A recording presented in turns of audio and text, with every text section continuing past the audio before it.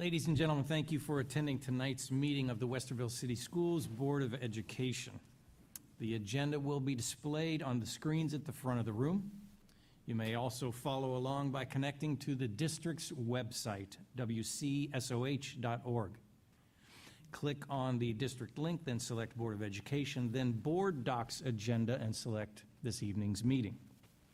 There will be two opportunities to address the board this evening, the first being Agenda Item 7.01. The first set of public comments relative to Agenda Items 8.01 through 12.02. Please state the agenda items that you are referencing at the beginning of your comments.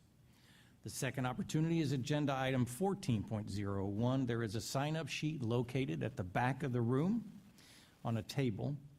Each speaker will have 5 minutes to address the board. With that, Mr. Griffith, would you please call the roll? Mr. Byrd? Here. Ms. Cotter? Here. Mrs. Davidson? Here. Dr. Nestor Baker? Here. Mr. Velardo? Here. Would you please stand and join us in the Pledge of Allegiance? I pledge allegiance to the flag of the United States of America and to the republic for which it stands, one nation, under God, indivisible, with liberty and justice for all.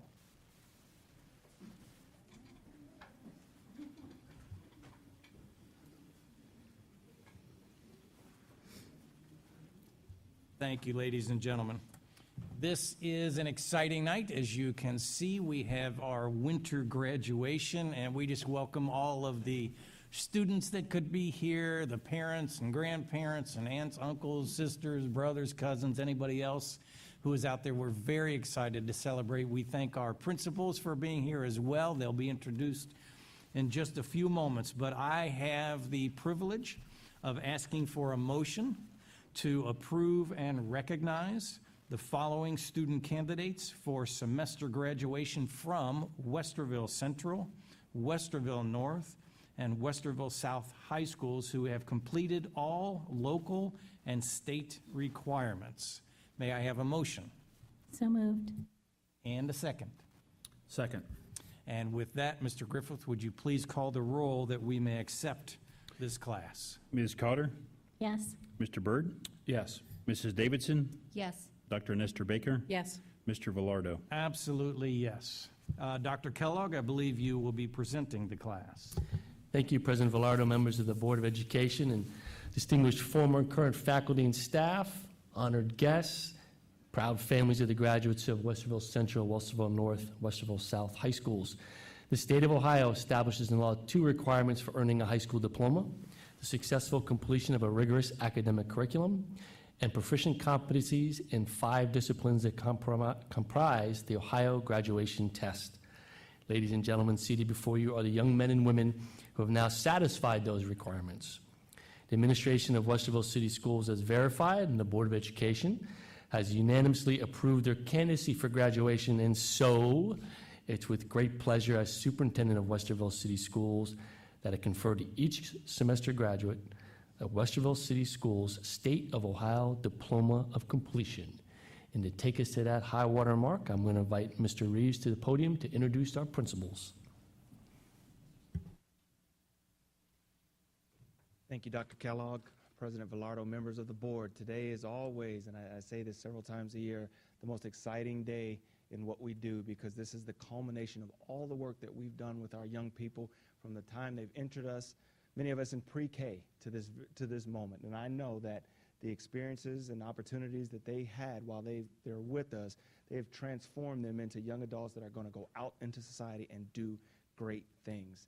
And staff members along the way, and administrators and parents and family members have played a great role into this moment. And I can't wait to see what you guys do with the rest of your life. So congratulations. And with that, I'd like to offer Mr. Spinner, the principal of Westerville Central High School, to come up and offer his words of congratulations.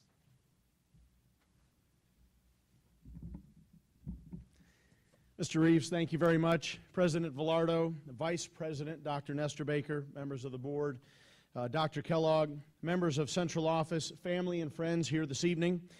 I'm honored to congratulate the Wildcats, the Warriors, and the Warhawks of Westerville Central High School tonight. This has been a long race, but tonight represents that finish line for these students seated here before you this evening. We all know that you will continue to do great things and move into the next chapter of your lives. I'd like to quote President Lincoln, if I could.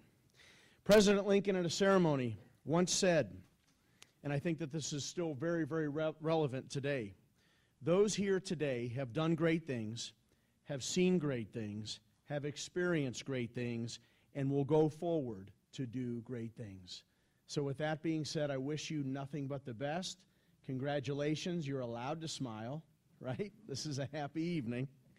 And at this time, it is my privilege and honor to introduce Mr. Kurt Yancey, the principal at Westerville North High School, as he will say a few words as well. Thank you. Thank you, Mr. Spinner. President Velardo, Dr. Kellogg, members of the Board of Education, good evening. My name is Kurt Yancey, and I am the principal at Westerville North High School.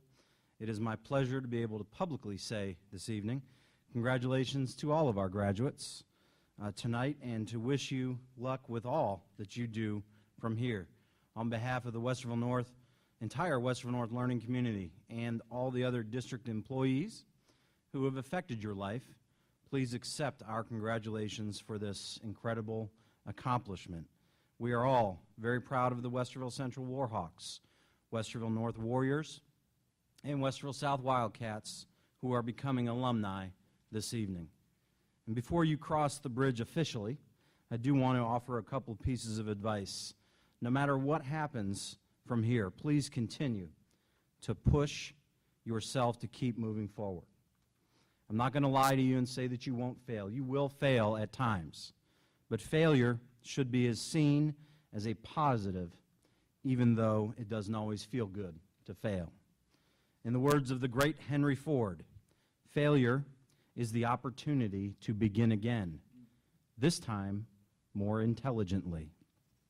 And Michael Jordan also said, "I've failed over and over and over again in my life, and that is why I succeed." Those are two very, very successful individuals from our history. So seeing failure as an opportunity to learn is a great life lesson for you to take forward, for you to remember as you move on to your next adventure in life. Don't ever give up, no matter what happens. Keep pushing forward. I wish you the best of luck in the future. And now it is my pleasure to turn the program over to Westerville South High School Principal, Mr. Michael Starner. Mr. Starner. Thank you, Mr. Yancey. Dr. Kellogg, President Velardo, and members of the board, I too would like to offer congratulations to our graduates. It doesn't seem right. I was talking to Mrs. Nestor Baker tonight on the way in, and we were talking about how fast the year has gone. I'm looking outside behind Dr. Kellogg. It's still light. It doesn't seem possible. And all that means to an old school principal is that it's scheduling season. One of the most exciting transitions into one's academic life. 8th graders coming into the high school. Seems like only yesterday, doesn't it? Well, now we're also celebrating tonight the transition out of high school, which is our purpose, graduating our students, preparing them for life after high school and a prosperous life after high school. And speaking to the two South graduates, we go way back, don't we? No, we don't. We met tonight because Mr. Anderson was their principal, and it was nice to speak with both Daniel and Harley and hear of their plan. And I think that's what, if I were to offer advice to all the graduates, would be to have a plan, because to hear about Daniel going into engineering and to hear about Harley going into culinary arts, I think it's just fantastic, and I can't wait to sit in a nice building and eat something great between the two of them. But in all seriousness, tonight is a celebration. We look forward to all of you with a diploma in hand, and I think it's probably most important for all of you to give a hand to your family members who are with you tonight. So if you could give them a round of applause for supporting them. So with that, I will turn the program over, I believe, back to Mr. Reeves here, and let's graduate these fine people. All right, if at this time I invite the board and Dr. Kellogg to come up to to form a receiving line to congratulate our graduates. And we don't have any Warhawks here tonight, so I'm going to ask Mr. Yancey to come and call the roll of our warrior graduates. Thank you, Mr. Reed. Ladies and gentlemen, it is my pleasure to introduce the graduates from Westerville North High School tonight. First, we have Alexandra Victoria Cole.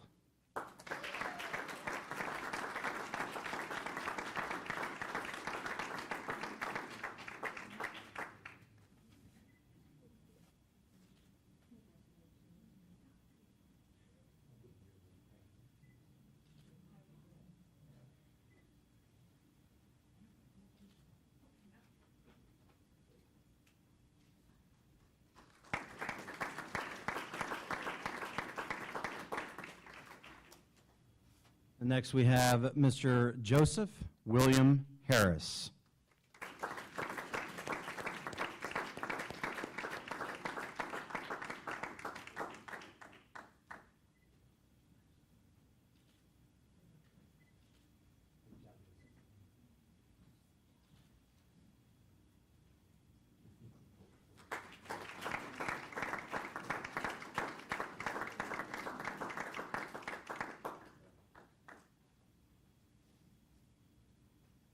Next, Miss Mallory Nicole Spencer.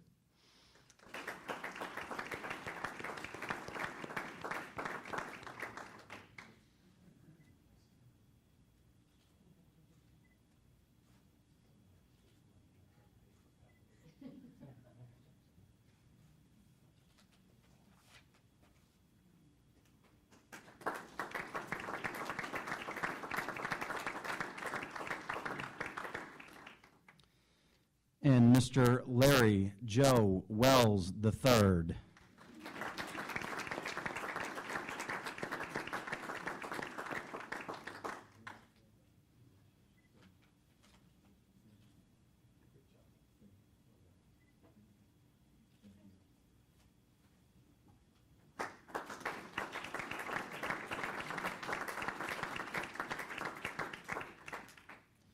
And now it is my pleasure to introduce Mr. Starner. He's going to introduce his graduates. Thank you, Mr. Yancey. Receiving their diplomas on behalf of Westerville South High School and the Westerville City School District, Harley Madison Bruce.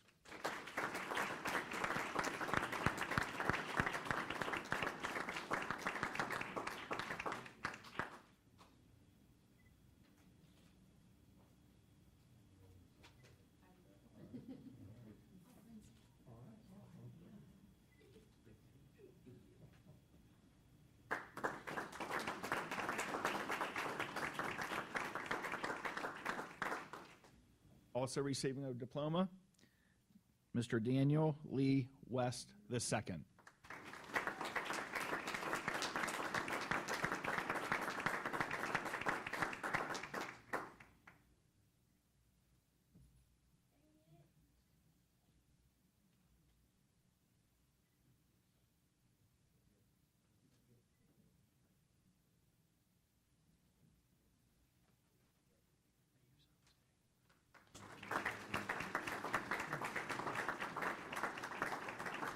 How about one more hand for all of our graduates?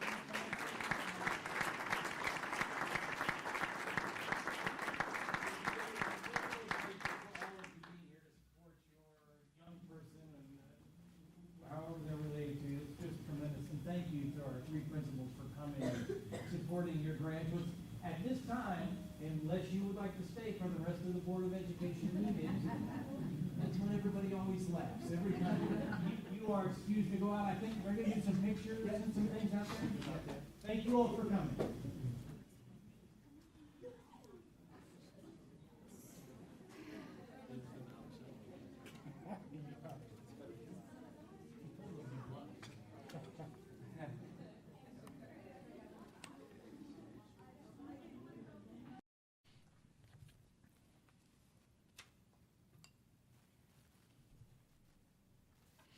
Thank you, ladies and gentlemen. We are returning from executive session and moving forward with our agenda. Agenda item 5.01, approval of the minutes of Board of Education meeting February 13, 2017.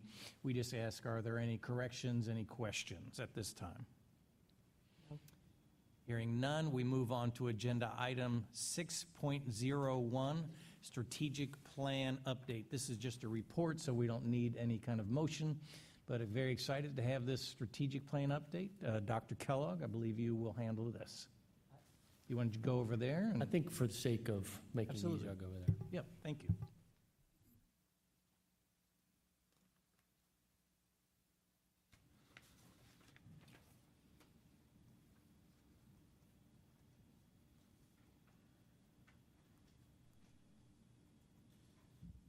Thank you, President Velardo, members of the board. This evening, want to take a little time talking with the board in regard to the request that was made a few weeks ago to put together a process for community engagement.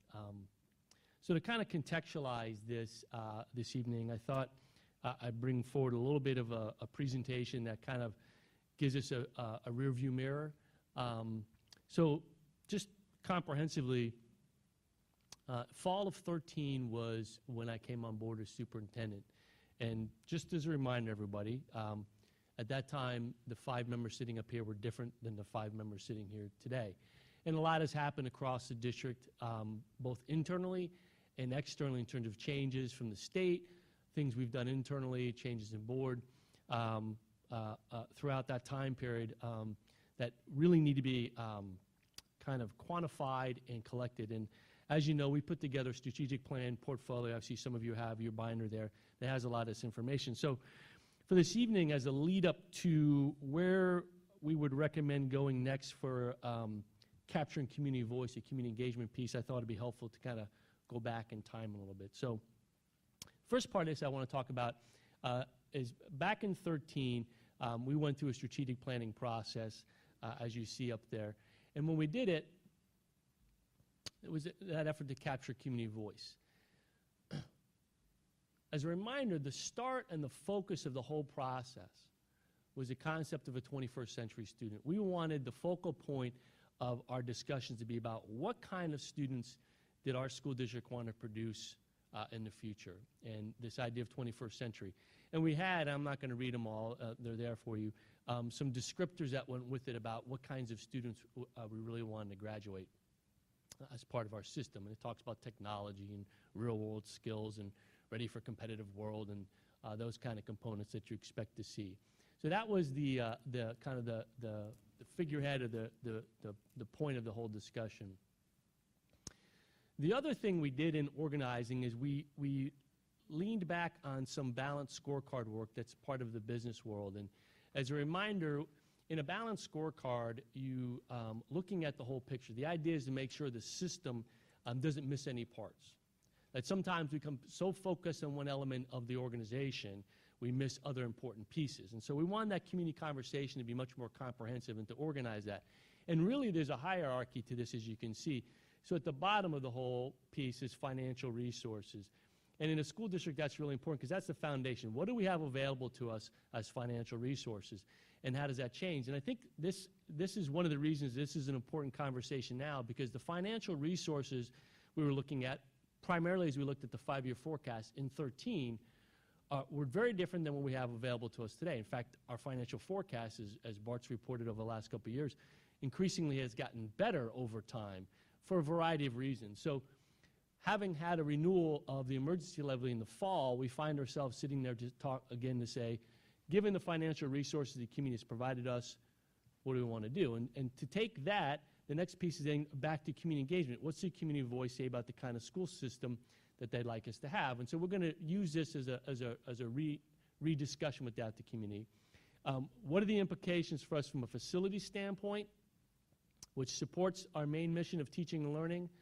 What do we want to accomplish in terms of social emotional learning of our students, the environment they're in, the kind of curriculum we offer them? This is the part that gets a lot of attention about barriers to learning. What are the staff like, all the human resources component we need in place? How do all those things align to give us the outcomes we want, the academic performance, the kind of students we want to produce as a district? So this is a framework we used as part of our organization of our strategic planning. And at that time, there's been some language change and some reordering. At the time, we looked at what we were calling at the time 6 strategic dimensions. And as you see out here, this is the order we had them in at that time, and we were calling them the dimensions. Since that time, they've evolved, and those dimensions have evolved to what we call performance objectives, and we've reordered them to reflect more of the balanced scorecard approach. The renumbering in parentheses, if you look at that, again, 6 is financial resources, 5 is community engagement, 4 is facilities, 3 is human resources, is social emotional development, and then up to student achievement. So we've reordered them and changed them from dimensions to objectives. That's a change in the architecture of the whole thing. As a reminder in the process, because I think it's important to understand how the depth which we went to in order to get community voice back in 2013. So as you see here and in the outline, these are the various groups we worked with, the time frames we worked with them. We had invited participants, and you'll see the rosters. They were assigned to various dimensions. They had an early meeting where we kind of went over stuff with them. We brought them back in for discussion and prioritizing about their voice as part of it. And this is the timelines we went through at that time. This was all in the fall, ending in December. And I want you to see, part of this was about when we were done, we actually had a gallery walk where our stakeholders could come and look at the final product.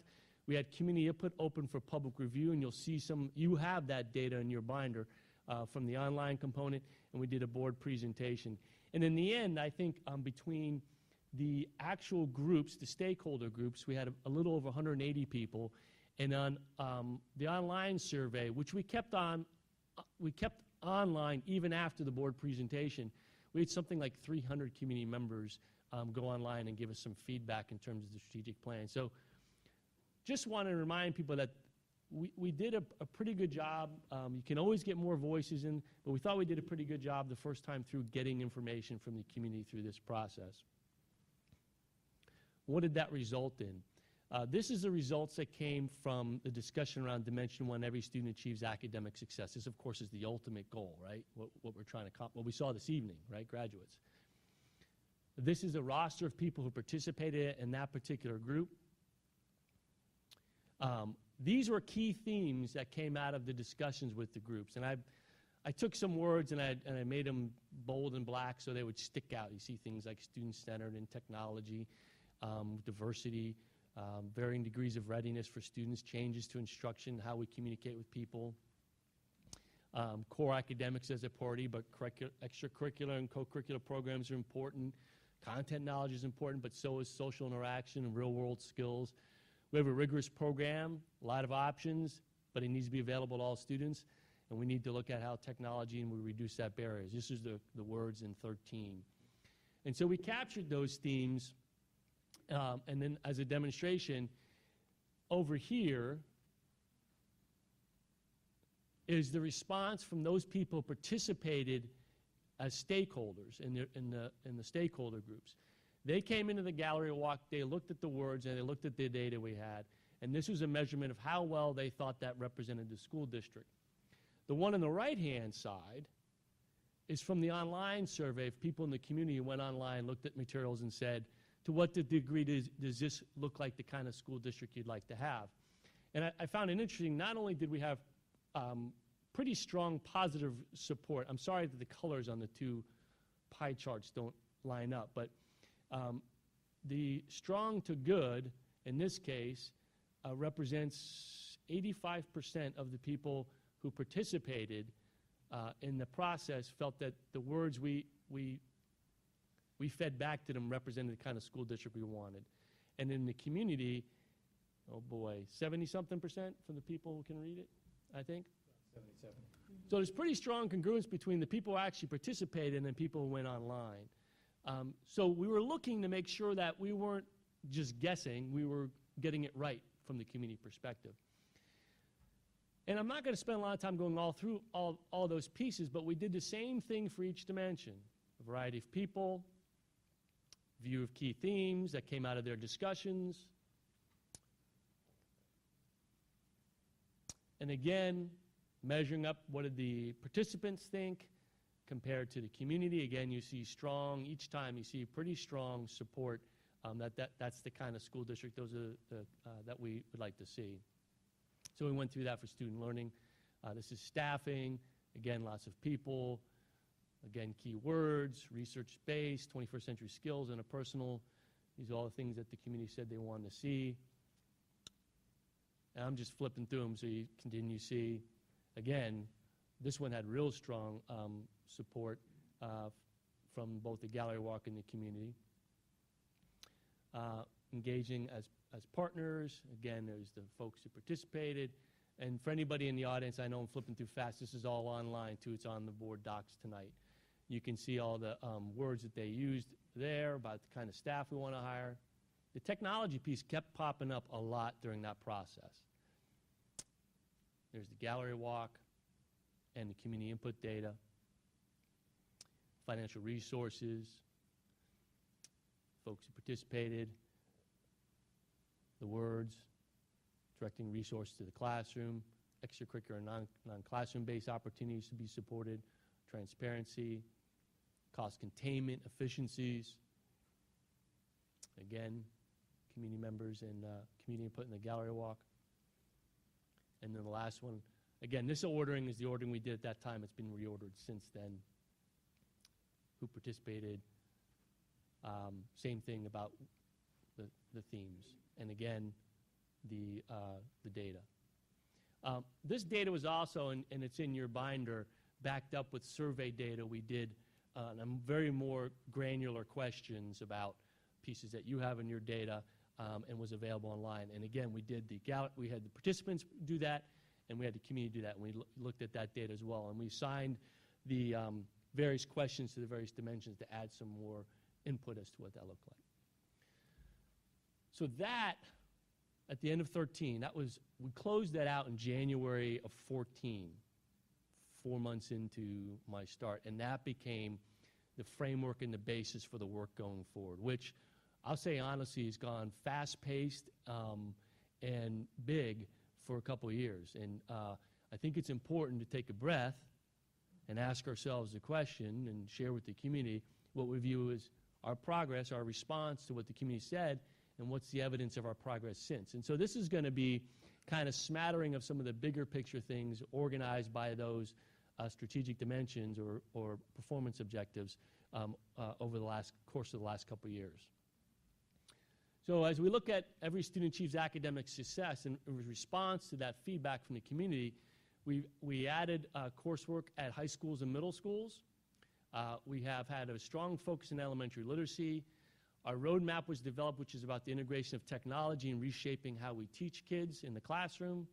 And as you know from that, the data is over 10,000 devices in schools since we started that project. We've added staff to fill the additional coursework we've added. We've looked at access issues at the high school to our AP and IB and career technical and college credit plus courses, the partnership with Lead Higher that we've been going on at the high schools. We track our enrollment by student groups. The elementary magnets was a hot topic at that time, and we've been able to restore some of that programming, not to its previous level, but we do have that restored. The Academic Enrichment Center and Alternative Education. Our growth in what we consider to be the college and career readiness curriculum, IB, advanced placement, career technical, college credit plus. The addition of all-day kindergarten, a tuition-based all-day kindergarten program. Our partnership with Head Start over at Central College, and then expansive elementary gifted services. This isn't everything, but these are kind of the big ticket items over the last couple of years that I think are worth mentioning. Student learning is driven by recruiting, selecting, developing, and retaining effective skilled staff, the HR component. In May of 15, or in the spring of 15, we offered the board at that time a 2-year staffing plan that would allow us to expand opportunities for kids. You doubled the allocation we had available to us for hiring, We filled those areas, and that's a lot of the staff we've put in place. So for the last 2 years, we've been operating on that staffing plan, and by upping the amount of money available, we're able to accelerate the returning and the adding of some programs back that we talked about in the first slide. So that's been a big part. And we're in the process now, and in March, we'll bring to the board our next long-range staffing plan, which will really be a 5-year plan, which is always tricky because things are in pencil and things change, but a way that we can continue looking at our human resource development and program opportunities. We also have a professional development framework, which is really based on 4 things. What we teach, how do we know they got it, and how do we take care of their social emotional development? What do we know about our students? So we have a PD calendar. We partner with our WEA leadership on the development of our professional development program, and we're evaluating staff feedback from that, measuring the degree to which they're integrating what they learn from our professional development into the classroom, measuring how prepared they feel to implement new curriculum and new materials as we go through that professional development. And we have that data available. We've done a lot of work at the district level on equity, Lean 6 business model for administrators. We've refined and revised our hiring process to get the best people possible. And we've implemented both a teacher and administrator evaluation system, partly under state law and partly of our own accord. And as you know, we've put in a performance-based compensation system for our administrators that is in effect this year. So we've done a lot in the human resource piece. Social emotional well-being, which is always an important piece for us. The student connections piece, which was actually funded through our education foundation, a $10,000 grant that they provided that got us moving along on some of those programs. We've eliminated and reduced participation fees and instructional fees for families. We are in the process of, and we'll be bringing to the board, the first ever K-12 guidance counselor curriculum complete with materials for implementation. So we'll be able to get a better handle on what our services our guidance counselors are providing to our students. We've added staff for elementary guidance counselors, behavior specialists, lots of training in a variety of different topics, partnerships with various organizations, looking at positive behavior intervention, and a lot of school-based programs that we've helped support at the building level. The Sandy Hook Promise that we did this year and piloted, Waymakers at some of our middle schools that we've piloted, and a variety of programs. Again, it doesn't capture everything, but it gives you a flavor of some of the work we're doing in social emotional well-being. I think the most exciting thing up there is going to be that K-12 school guidance counselor curriculum, where we go with that piece. Around facilities, there's a lot to capture on here. Might be an area in which we probably need to pay more attention as we start to look at available resources and the needs of the district long term. And you've seen that from Jeff LaRose's presentation on our capital improvement plan and the budget there. Our facilities master plan, we continue to track enrollment. We continue to take a look at our buildings and their age and the facilities in deferred maintenance and how we can keep that part of our fleet. I think our buildings represent about a $300 million resource to us. And it's just like your house or your car. There's a life cycle to that, and we need to keep those things where we want them to be, and how do they support learning. And I'll give you a great example.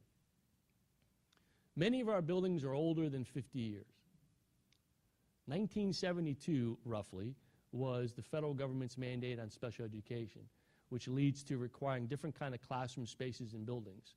So anything built prior to that wasn't built with the appreciation of needing small group learning spaces for special education students and now ESL students, or reading intervention plans like third grade reading guarantee.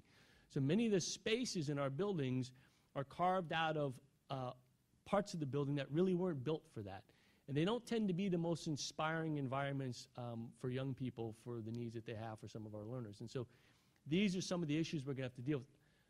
Aside from just infrastructure issues like roofs and plumbing, et cetera, that we continue to deal with. So we know where our sore spots are, and this is probably an area where we probably need to spend some time on as we move forward, because it would be irresponsible for us to let those resources, those capital resources, not provide what we want for our students. And we've seen great examples of what we can do when we look at projects like Walnut Springs Center for Inspiration, the renovation expansion of Point View, and the facility at the shop, which we have the grand opening a week from tonight. Under staff, just the community engagement piece, community members, parents, students, staff is engaged as partners. We have our weekly press releases, annual calendars, board meeting, just the rise of social media and video as a way to provide more transparency and allow for more interaction. And one of the things that Greg Vibrance and his department have put together this year is they're doing periodic parent temperature checks. There's just a quick shot survey that goes out to a random group of parents in the district, ask for their feedback about how they feel about communication from their child's school, and we're tracking that data in order to help our schools do a better job of meeting needs. You know, we talk about the communication piece a lot. Just my hypothetical thinking on it, most parents involved in our district with kids in our district are less concerned about what I have to say than what their principal of their kid's building has to say or their kid's teacher has to say. And you know, we got to make sure that our emphasis on the communication is more about that than some of the things that I end up doing or that others like me end up doing. So this is a good way of helping our buildings. And last one are financial resources, which is the big one, right? We had the levy renewal, but there's lots of ways where we have been able to secure ourselves, and Bart does a great job of this in that 5-year forecast, secure our future in terms of this. Avoiding deficit spending is a big part of that, and we keep an eye, as much as we talk about fund balances, what Bart and I talk a lot in our hallway conversations with each other is, how do we keep our expenditures from exceeding our revenues? What do we need to do to keep those numbers in the right spot? Because when they cross each other, it's like Star Wars lasers. It's not going to be a good thing over time. Refinancing of bonds, changing of our ratings, securing grants. The auditor of the state recognizing us for the past 4 years. The board has maintained a budget reserve of $19 million. Over 70% of what we spend goes to classroom per ODE, over 70%. And that's the number we'd like to increase. And then we have examples of cost savings. Sometimes those come in places that people don't really notice in the general public, like copier contracts. When our copier contract came up for the district, we revised it, we reduced the number of copiers in the district, and added efficiencies and cost savings that we're able to put back in the system. Simple things, you remember transportation, talking about moving from our buses to natural gas. And that conversion represents an efficiency and a cost savings, right? It's not cool, but it saves money. Construction project change orders. We perform better than the OFCC standards for how you have cost containment on change order projects. And we do a lot of building projects. And our energy conservation program, where we baseline our energy use and look to produce cost savings.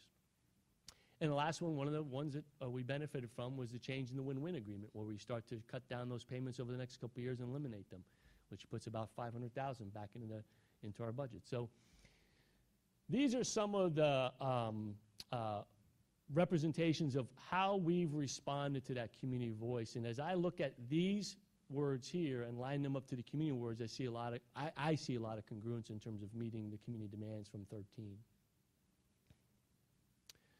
The other question is, how do you build a system, a large organizational system with so many moving parts, where the relationship between the district and school buildings sometimes can feel distant? How do you build a system to align everybody to make sure we're rowing our boats in the same direction? We all have our nose pointed in the right way, right? And so part of that is what kind of infrastructure you put in place to create focus and implementation. And we've done some things that may not get a lot of attention, but the development of our quality profile, which I shared a few months ago, which takes those dimensions that we've talked about in 13, transforms them into performance objectives, and under each on the quality profile, we maintain performance indicators as a way of saying, how are we doing on that objective? And we have targets, district goals, we have baseline data. This year we have 6 district goals, as you see up there. Graduation rate, third grade reading guarantee literacy, enrollment in college and career readiness, specifically that kind of coursework, transcripted credit in AP, IB, career technical, and college credit plus. How are we doing with integration of technology? How are we doing on state tests? And how are we doing funding-wise? How are we doing on our spending? Those are our 6 district targets, all of those pulled from the quality profile. We also then have every building and every department in the district has 2 building or department goals that are aligned to that quality profile and those objectives. So we're trying to keep the system aligned, and we've built a continuous improvement handbook that reminds our folks how we go about continuous improvement in the district. So we've put the structural pieces in place to keep us moving forward, and we keep adding to that. So that takes us to the spring of 2017 and the concept of going back to the community for their voice again. And we think it's important in that process that we not ignore the past, but build on it and kind of test drive how we're doing. Make sure we're heading the right direction, see what blank spots we might have missed, see what kind of spots we have underperformed, and places where people really want us to focus our resources moving forward. And so it's to this that I want to point to this evening and lay out a process concept and get some feedback from the board. And I think there's some moving parts to what we're suggesting that you all may want to add to. I think the critical question for the board this evening is going to be depth and speed. How fast do you want to go and get results, and how deep into how much opportunity, maybe depth's not the right question, how much opportunity over time do you want to give community members to give us feedback before we start taking action? And that's always a fine line. You can make the argument that 300 or 400 people giving you feedback in a community as large as ours isn't representative. You can make the case that it is. Nielsen ratings for selling advertising on TV are done on about 1,000 homes in the United States, and they sell big advertising dollars based on that feedback. So I think how many community members, how much opportunity for the community to give us feedback, the more that you create, the more time you need to create. The more time you take to do, the slower you are to getting to doing. The other thing to remember is that there are things we have to do anyway. We have to keep moving forward to next year and the year after. So as we're gathering information, we're going to be working on plans that we need to keep working on as well. So it's not a stop, wait, and listen. It's kind of a listen as we continue running. It's like coaching a cross-country runner. So our suggestion on how we go about what we're calling a strategic plan update got a couple parts. Part A would be a strategic plan, just kind of a current state. And that format would be a large community group presentation. Similar to what I just gave, with probably more detail around it. Bring in large community members, have that presentation piece so they get some information. So that's a large audience. Our recommendation in terms of participants, we want to give this as broad-based as possible. We do think there's some targeted people we want to make sure get an invitation. That would include anybody who participated in 13, because they have historical knowledge, and they gave us time then. It's given them opportunity where we're at, as well as community leaders that we want to make sure we target because they're part of the community fabric. We can talk about what that is. And then we do think our recommendation that there is just an open to the general public. Registration would just be so that we have an idea of numbers and can plan, but the opportunity for people in the community, if they would like to participate side by side with invited guests, to be there. So no specialization, just to ensure anybody can participate. That session's mostly informational, so it's a lot of sit and get and read and look stuff over to get an idea where we've been. Review what we've done, kind of what I've just done, our progress to date, evidence of progress, get some data from the audience reaction. How does it look to you? I think one of the things we would do to help with this process would be some note-taking for the participants, make it easier on them. I think we can put together a visual organizer. Depending on how we do this, 30 to 40 minutes, which feels compressed. We can work that timeline, right? So that would be part A, which is the intent is get a large group of people in the room, give them some information so they could be the basis of them to be able to react and understand where we're at. Knowing that there's things we're going to say to people that they didn't know or did know, and that audience participants are going to have things on their mind that they may or may not hear from us. And we'll see how that, I'll show you how that plays out. I know there's going to be people walk in with things in their mind. They may not hear it, they may not see it, we may have missed it, and we want to get that from them. but this at least get them an understanding of where we've been putting our resources. Second part of that, part B, is what we're calling community conversations. This would be a small group facilitated discussion afterwards. I'm thinking small groups and size of about 20. Should be facilitated by, our recommendation would be a member or two of the board tied to one of the administrators. This is to gather perspectives. And the questions I've framed up here are just a starting point. They can be, I'm not saying these would be the exact words, but this is to give an idea. It's intended to get some broad stroke responses. So, what did you see as being successes in the district? What did you see that you didn't see much progress going on, or inadequate progress? Why haven't you done more here? Why haven't you allocated more resources here? Why is it still where it's at? Things that concern you didn't hear us mention. What's a blank spot that we missed, that's on your mind, that we want to bring forward? And lastly, are there areas that we've seen focus on that you kind of feel, why are you putting so many resources there? That doesn't seem very important to us in terms of resource allocation or spending time. Why are we spending so much time on it?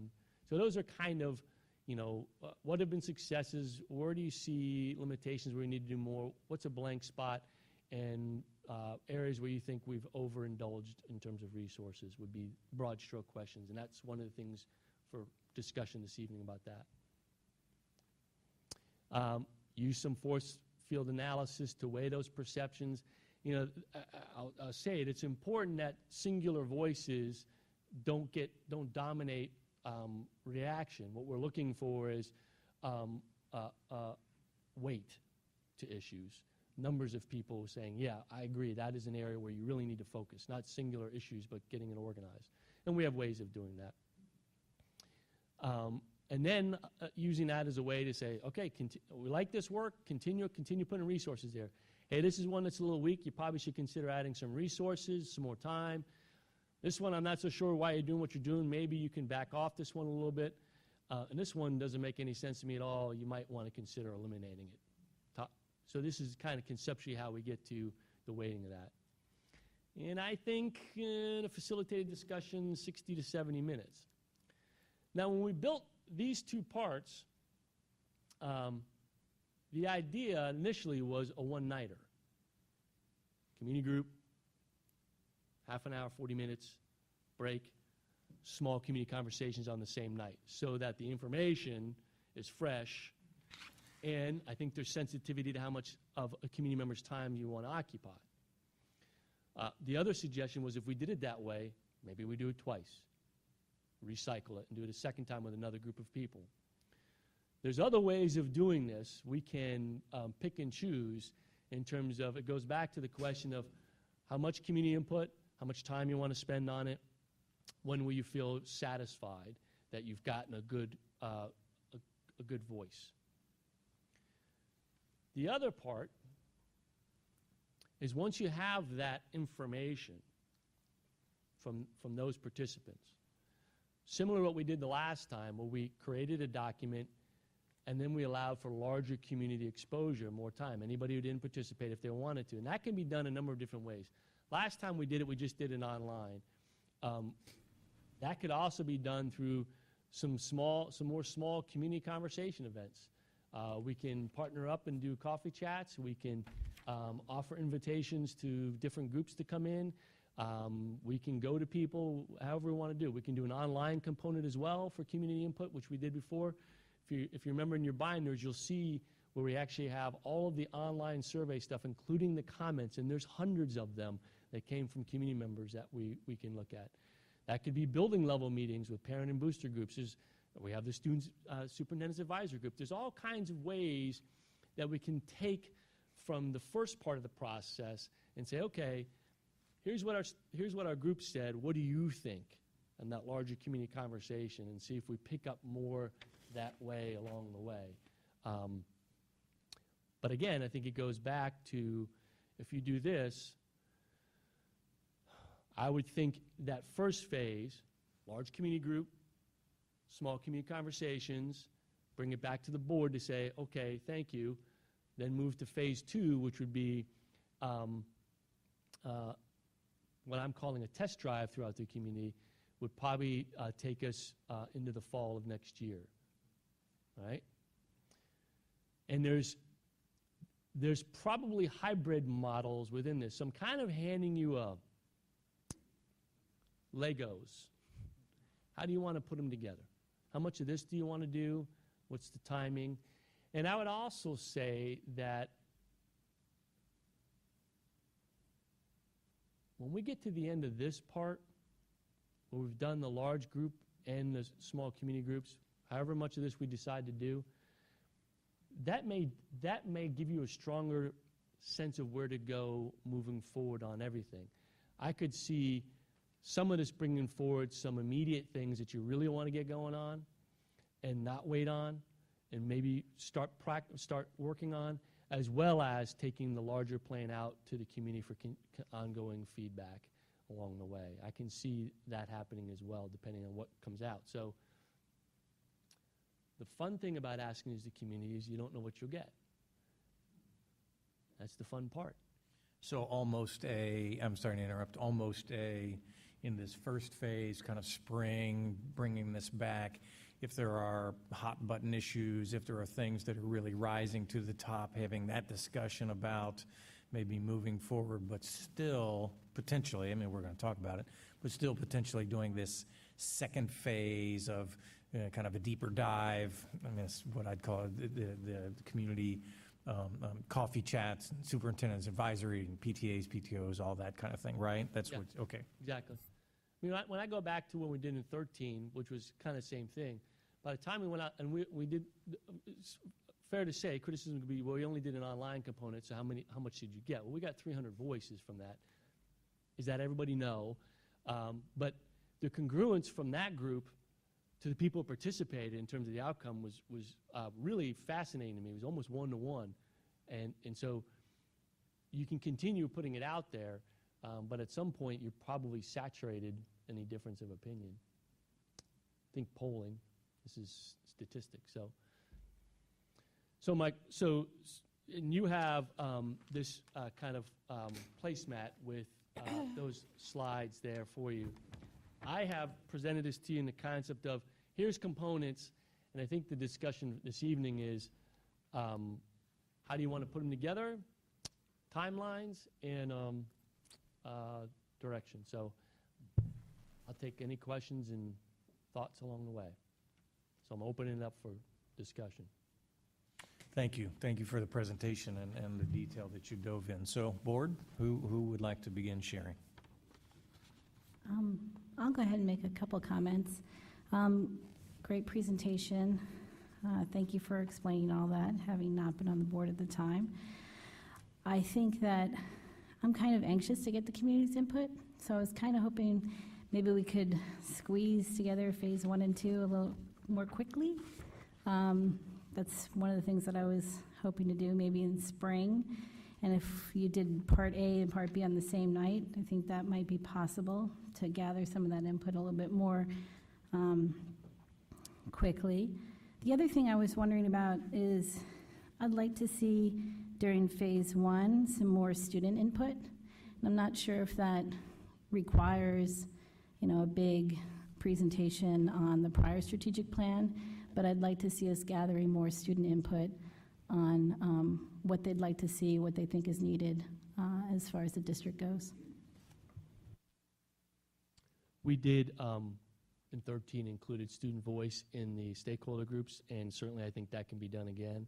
And that can also be separated out as a separate engagement activity with a larger group of students to the side as opposed to within, which might change the way the voice comes out, because sometimes when you're 16, you're sitting around with 25 adults, what you say might look different if it's just you and your buddies. I would like to see the student component separated out because I do think we'd get better feedback, more honest feedback from them if they were in a group on their own. So, thank you.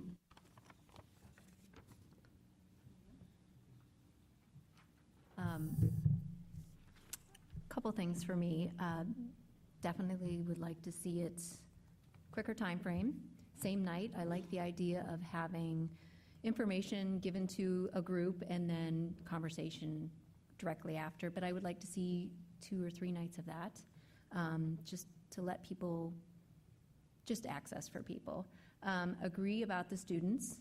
I think also to get people involved, I think it would be nice for us to ask our principals and maybe our booster presidents to invite people to come, which we can throw out an invite. At the same time, when we do put these presentations on, I think it would be really neat if we could videotape it and put it online.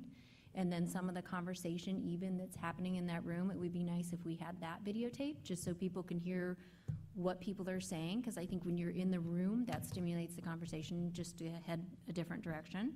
And if people want to watch it, great. If they don't, that's okay. We talked about, or you said something about the weight of the issues, get more weight. So you have 20 in a group, and I think what you're saying there is each individual group would have 20 people in that group. Is that what you were picturing? So, but we would have several nights of that, so several groups of that. So it would be more than 20 people on topic. So if you had, I'll make a number up. So let's say the first night we had 100 people participate in a large group. That would lead to 5 groups of 20. They would all be doing the same thing. Got it. And what we'd have to do then is weed through the feedback and the weighting from the various groups to see how they align. So one room might get, we might see consistency across the rooms. I'm going to make stuff up. This is all hypothetical. So we could see consistently around middle school programming, expanding middle school programming. And we see it as a heavy weight. We might find one room where there's one particular issue, transportation, that doesn't show up anywhere else and doesn't show up on another night. So that's kind of the weighting pieces. Not to say it's not important, because it was important to someone, but in the list of priorities and resource allocation, where does that go, right? So I wouldn't, that's what's got to happen in that room from a process perspective, and then what we're going to need to do administratively is how to organize that data, so that some of the details of that will be important. And also, when I looked over some of the lists of the people that participated in 2013, some of them are. Yeah. So I think we're not going to have as many people as we think of past attendees. Yes. I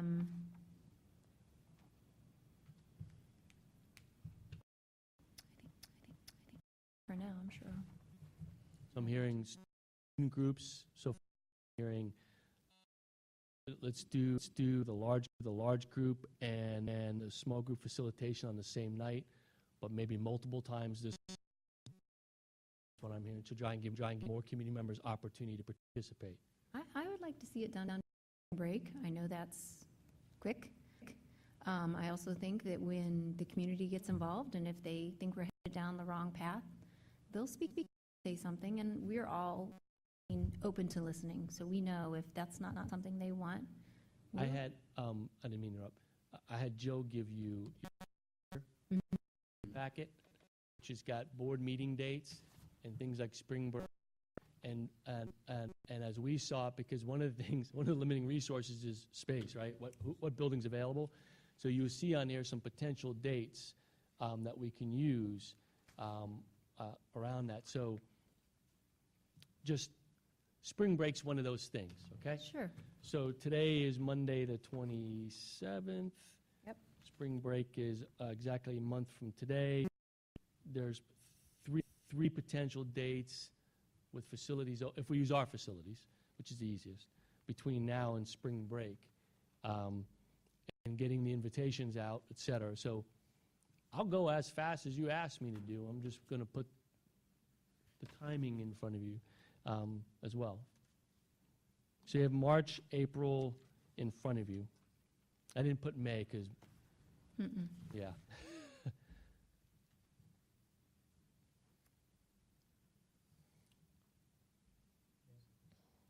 Sure. A few thoughts. I wrote on both sides of the paper, but I won't cover all that I wrote on both sides of the paper. Correct my grammar. Hope so.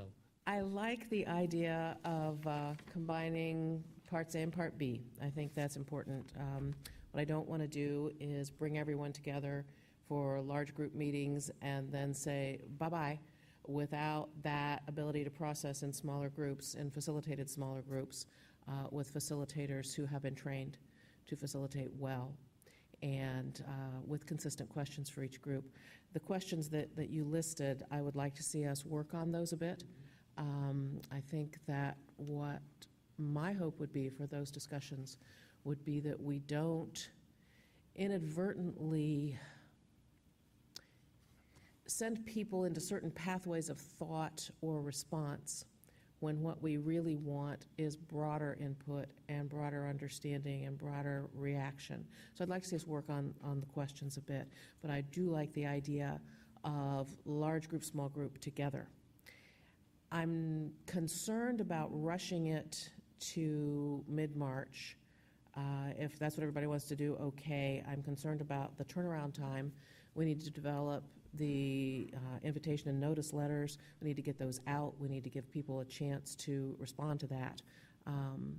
Because I would like to see us invite as broad a swath as we possibly can create.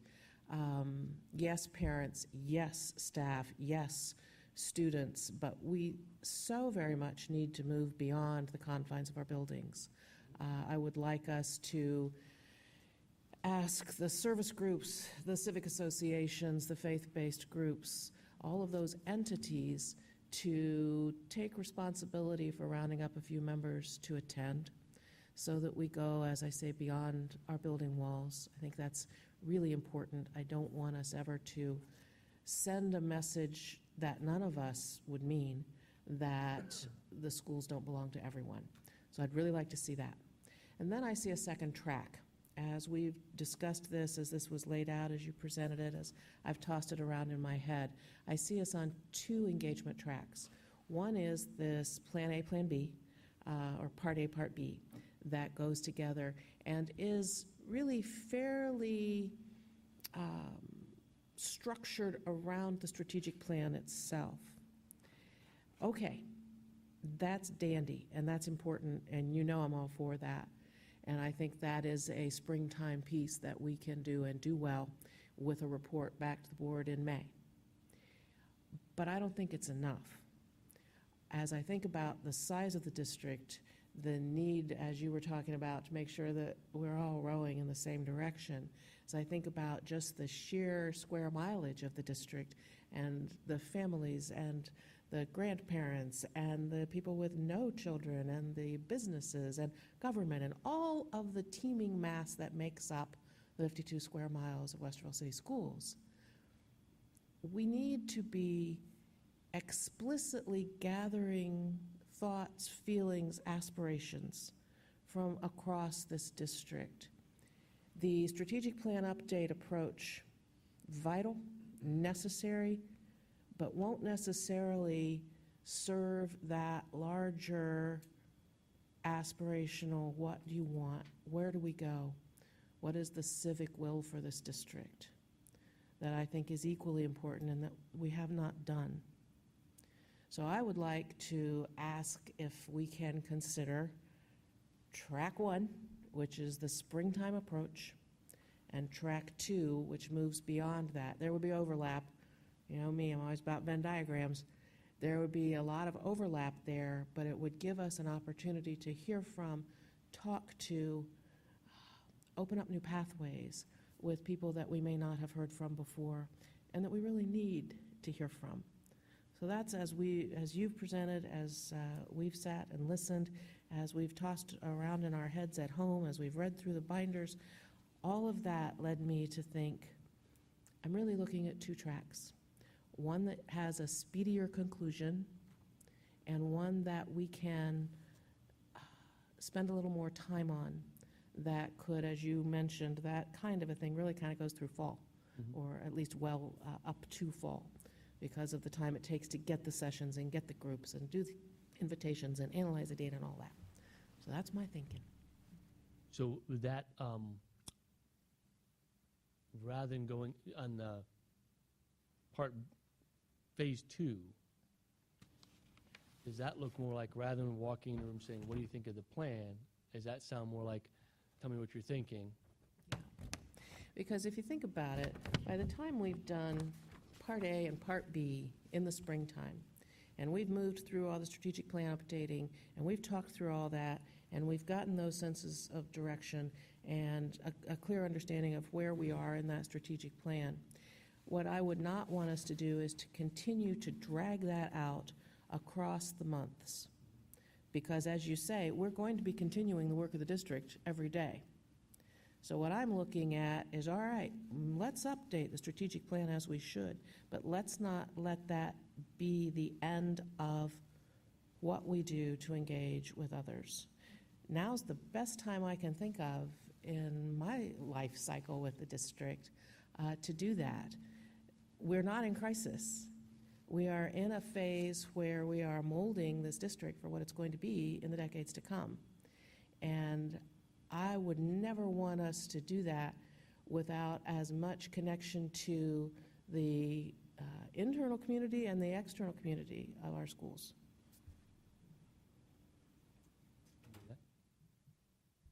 So are you looking for information for a 10-year plan or to update the strategic plan? Because I feel like... Strategic plan would be the springtime meetings. That would be the large group sessions followed by the small group sessions, followed by the analyses, followed by the report to the board, which would give us direction. Then beyond that, as we look at what the aspirations are within this community for this school district, I would hesitate at this point without getting a sense of where people are, because what I'm talking about would be informed by the large group sessions, because that kind of breaks things open again for us to look at. But it's not so much we're going out and we're going to come up with a 10-year plan to address staffing needs across the buildings. That's not what I'm looking for. What I'm looking for is hearing from this community about what they believe, what they see, what the onuses are on them and the interest that they have within this school district, because what they feel, say, and do should indeed shape us as we move forward. So I'm not saying I want to go out and say to people after the spring, I'm not talking about the springtime, I'm talking about the post-spring. I'm not saying this is to create a specific set of tactics and strategies, but this is to understand the parameters within which we all work. And to me, if you don't really have a good understanding of where the community is, all the aspects of the ebb and flow of the community, you're always operating on a very small set of data. So I'm looking for engagement, true engagement.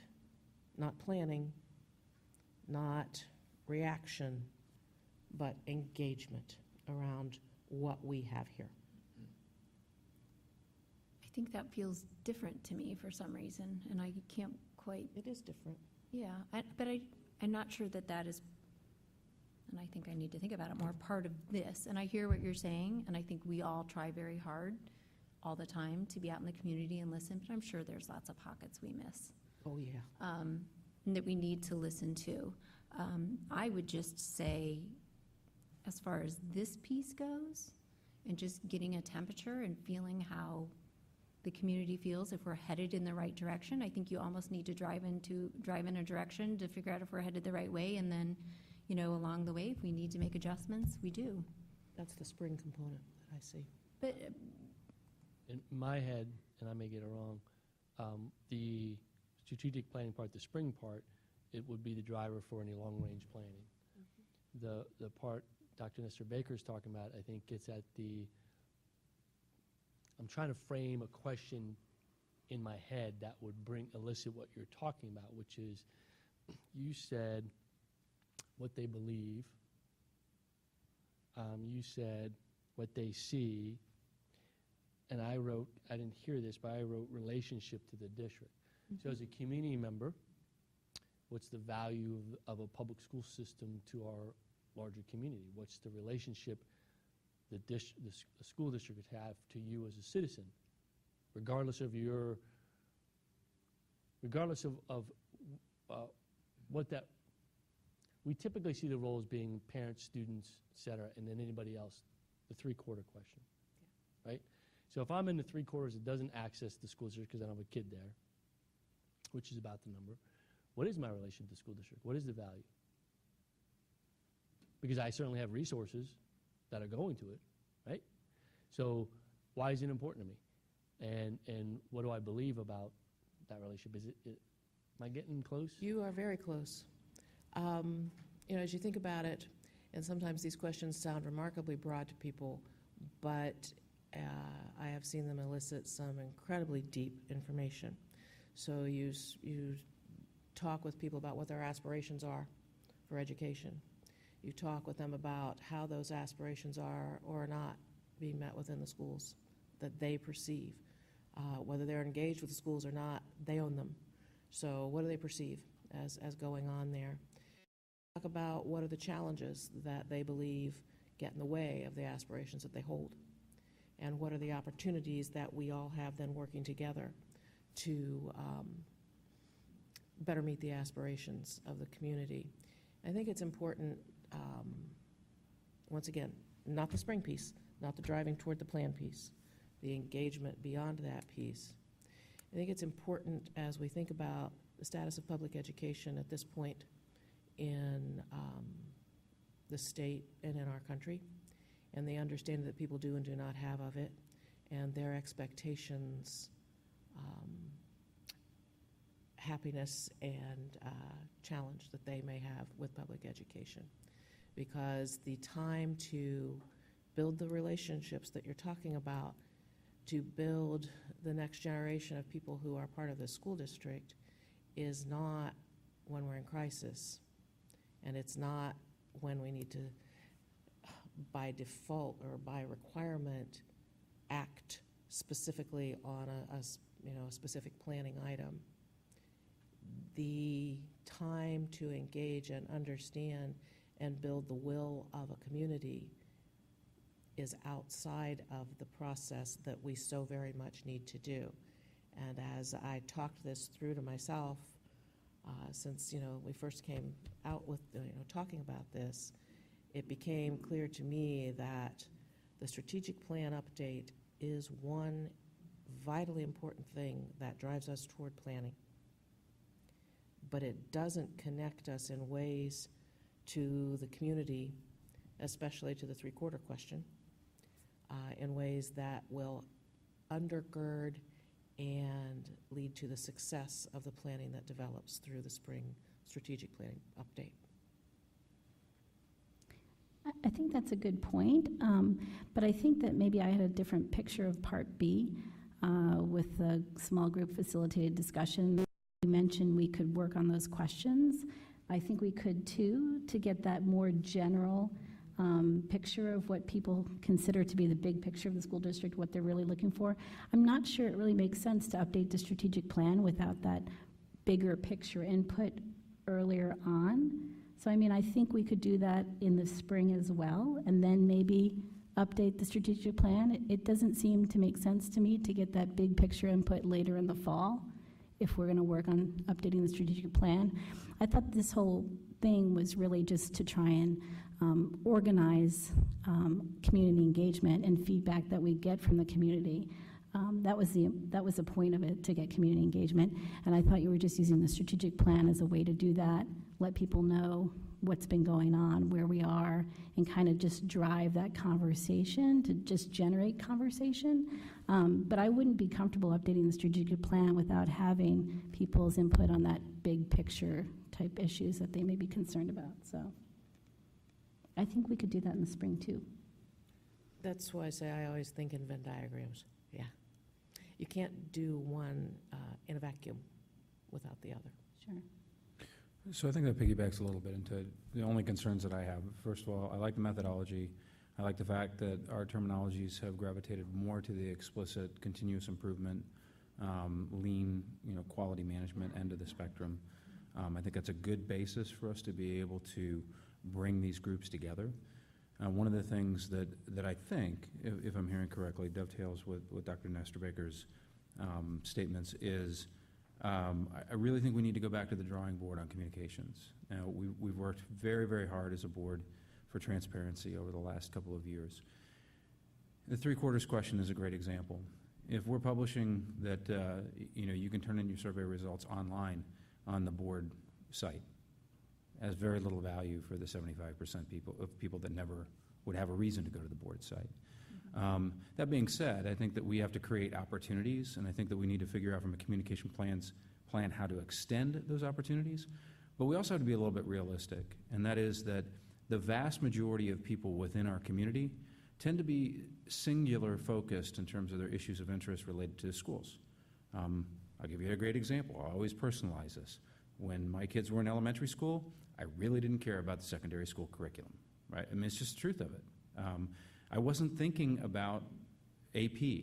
I wasn't thinking about College Credit Plus. I wasn't thinking about IB, when the kids were in first, second, and third grade. Now, it could be accused of having a bit of a myopic, perspective on things, but the fact is that I was a parent, had kids in school, that was our focus in the moment. That was my area of interest, right? Did I really care about schools that were further south in the district, being that I was in Genoa Township? I know it sounds horrible, but not really, no, right? So we have to create methods for people to be able to register their interests. I think the online survey method is an excellent way to do it, but we have to broaden and deepen our communications plan around these activities to maximize the level of input. We create the opportunities. Ultimately, it's not a unilateral exercise to get people to participate, and if they don't, if we've created the opportunities, we've met our obligation as a board and as a district. But we do have to find ways, and I would really encourage us to think differently about how we get the news out, that we want feedback that can extend into the groups themselves, but also creating those opportunities for people to register feedback and input about those single areas of interest that they also are very passionate about. That may up our total engagement within the community. Yeah, I agree, and I hope it didn't come off the wrong way. When we were talking about the online component, that was one of multiple efforts. What I heard from Nancy and Jerry was one way to get at melding that would be to redo what the community conversation, the basis of those questions are. And I no problem with that. I don't think that's problematic for us at all. We can sit down and hammer those out and get a better idea of what it is we want to ask and what kind of feedback we want to get. And it's whether or not that information, how well that'll give us direction towards what Tracy mentioned, which is this concept of a long-range, 5, 10, whatever it is, year plan that gives us a sense of strategies we're going to have to build, right? And that's my only cautionary tale in that. I think if you dovetail, you're going to get two different things depending on the kinds of questions you ask people. Maybe not, I'm not sure. Or maybe it's a combination. So I think in terms of if we want to use the community conversation piece and meld it together as you two suggested, I think it's just a matter of us tweaking it and making it happen. Well, let me jump on that point, because I think this is important as well as it relates to talking about a longer-term strategic plan and how those inputs, questions, engagement would change.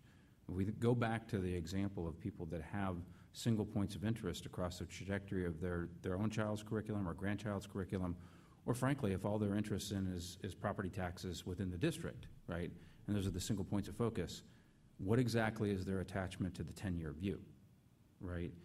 I think we get into a smaller and smaller subsection of our community that has the longer-term vision and interest, saying that there are quite a few of those, right?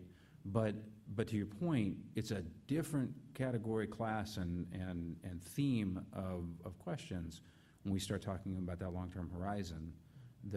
We're basically bringing those people into what we do as a board, right? Because we're on that strategic end of the spectrum. I think there's a lot of value in that. I kind of back to what I heard you say, Jerry.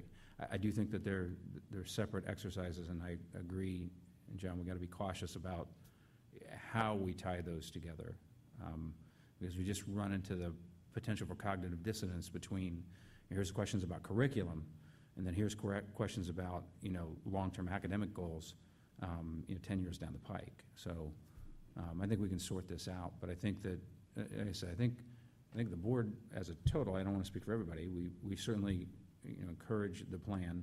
I think there are some takeaway notes in terms of what we'd like to see, frequency, volume of meetings, as well as how we get this communication plan tuned to make sure we're capturing people that wouldn't be looking at regular resources associated with the school district. And I think we're in pretty good shape.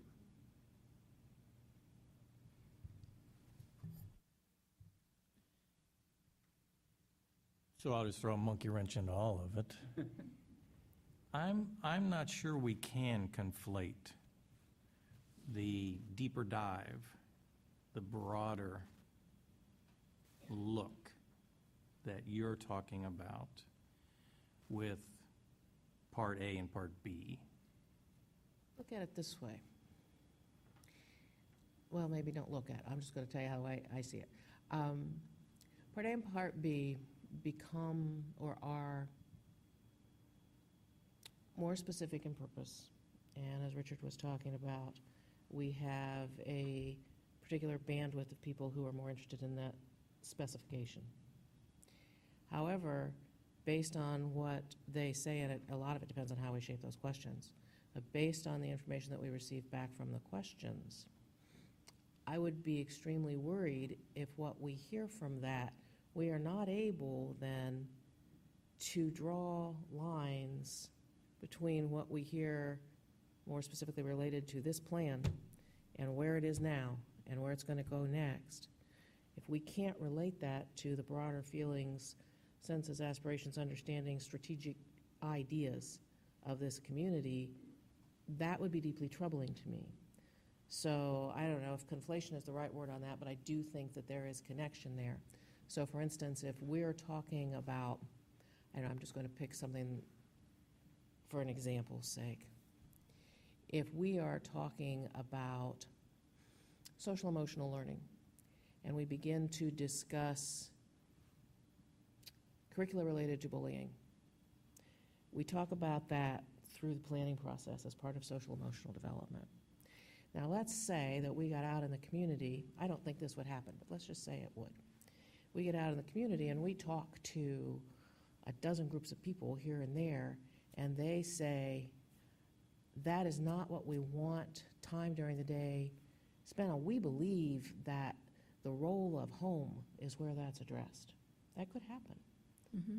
So as we hear different understandings, philosophies, expectations about what it means to have this public education system in this particular corner of the world, I would certainly hope that the work from 2013 connects to that, and the update information that we receive connects to that, and the work that we're doing on a day-to-day basis connects to that. So in that regard, I see it, that's where the vending comes in my mind.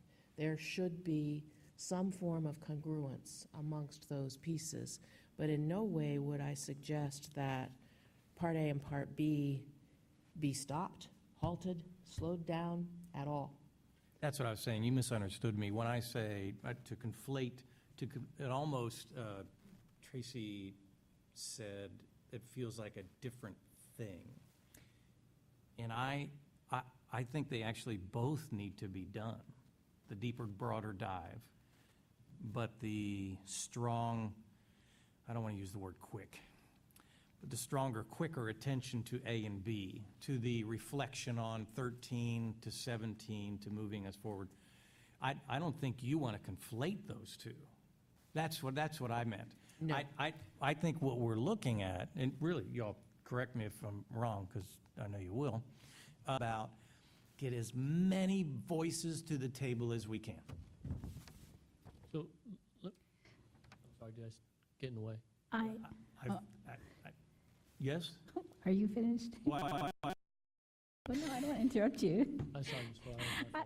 I was just going to say the broader dive, I guess I feel like makes sense to come first before we get more specific.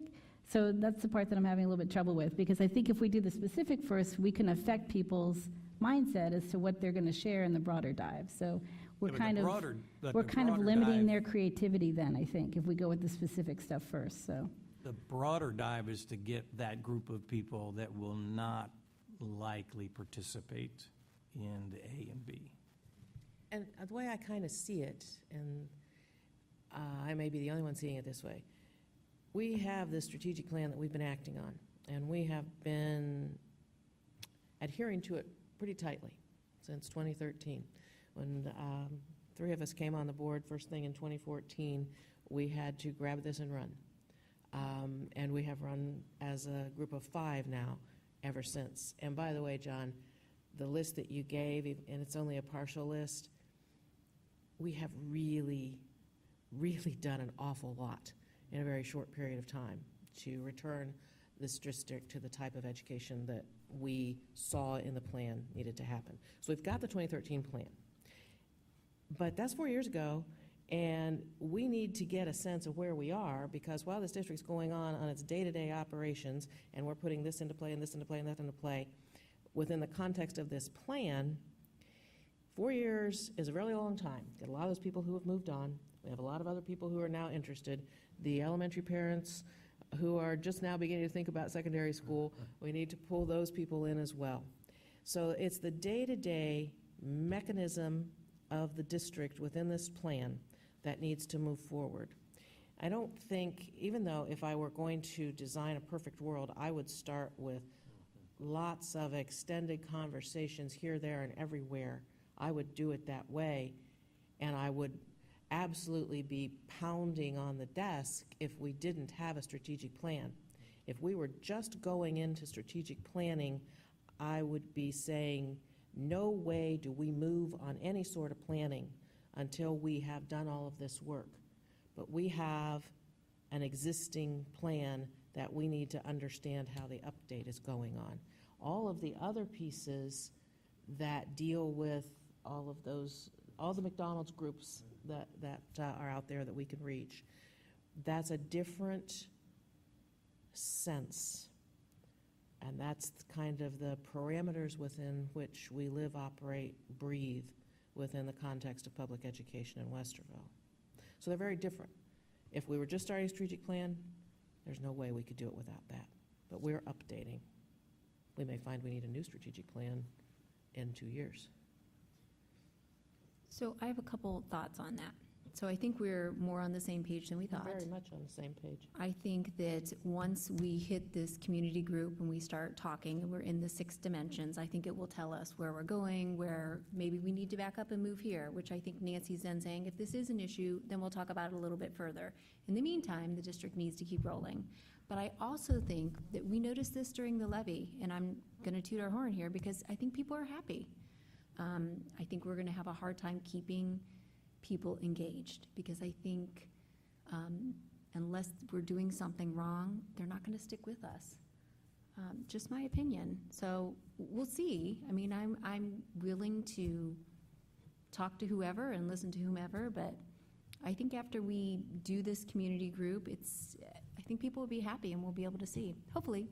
So am I hearing you say that you want to move forward with the A and B strategic plan, conversation, large group, community conversations?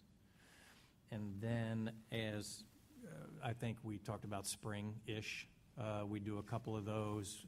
We get report spring, right? And no?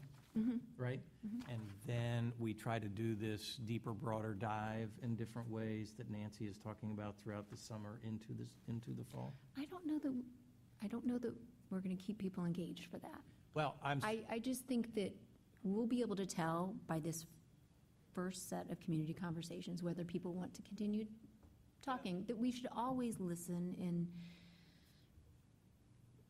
Well, and for our purposes here tonight, I think it's good for us to have this conversation about, we want to do this deeper, broader dive, or we want to get this done first. I'm hearing, other than Ms. Cotter, I think I'm hearing that we want to do the A and B, we want to get that rolling.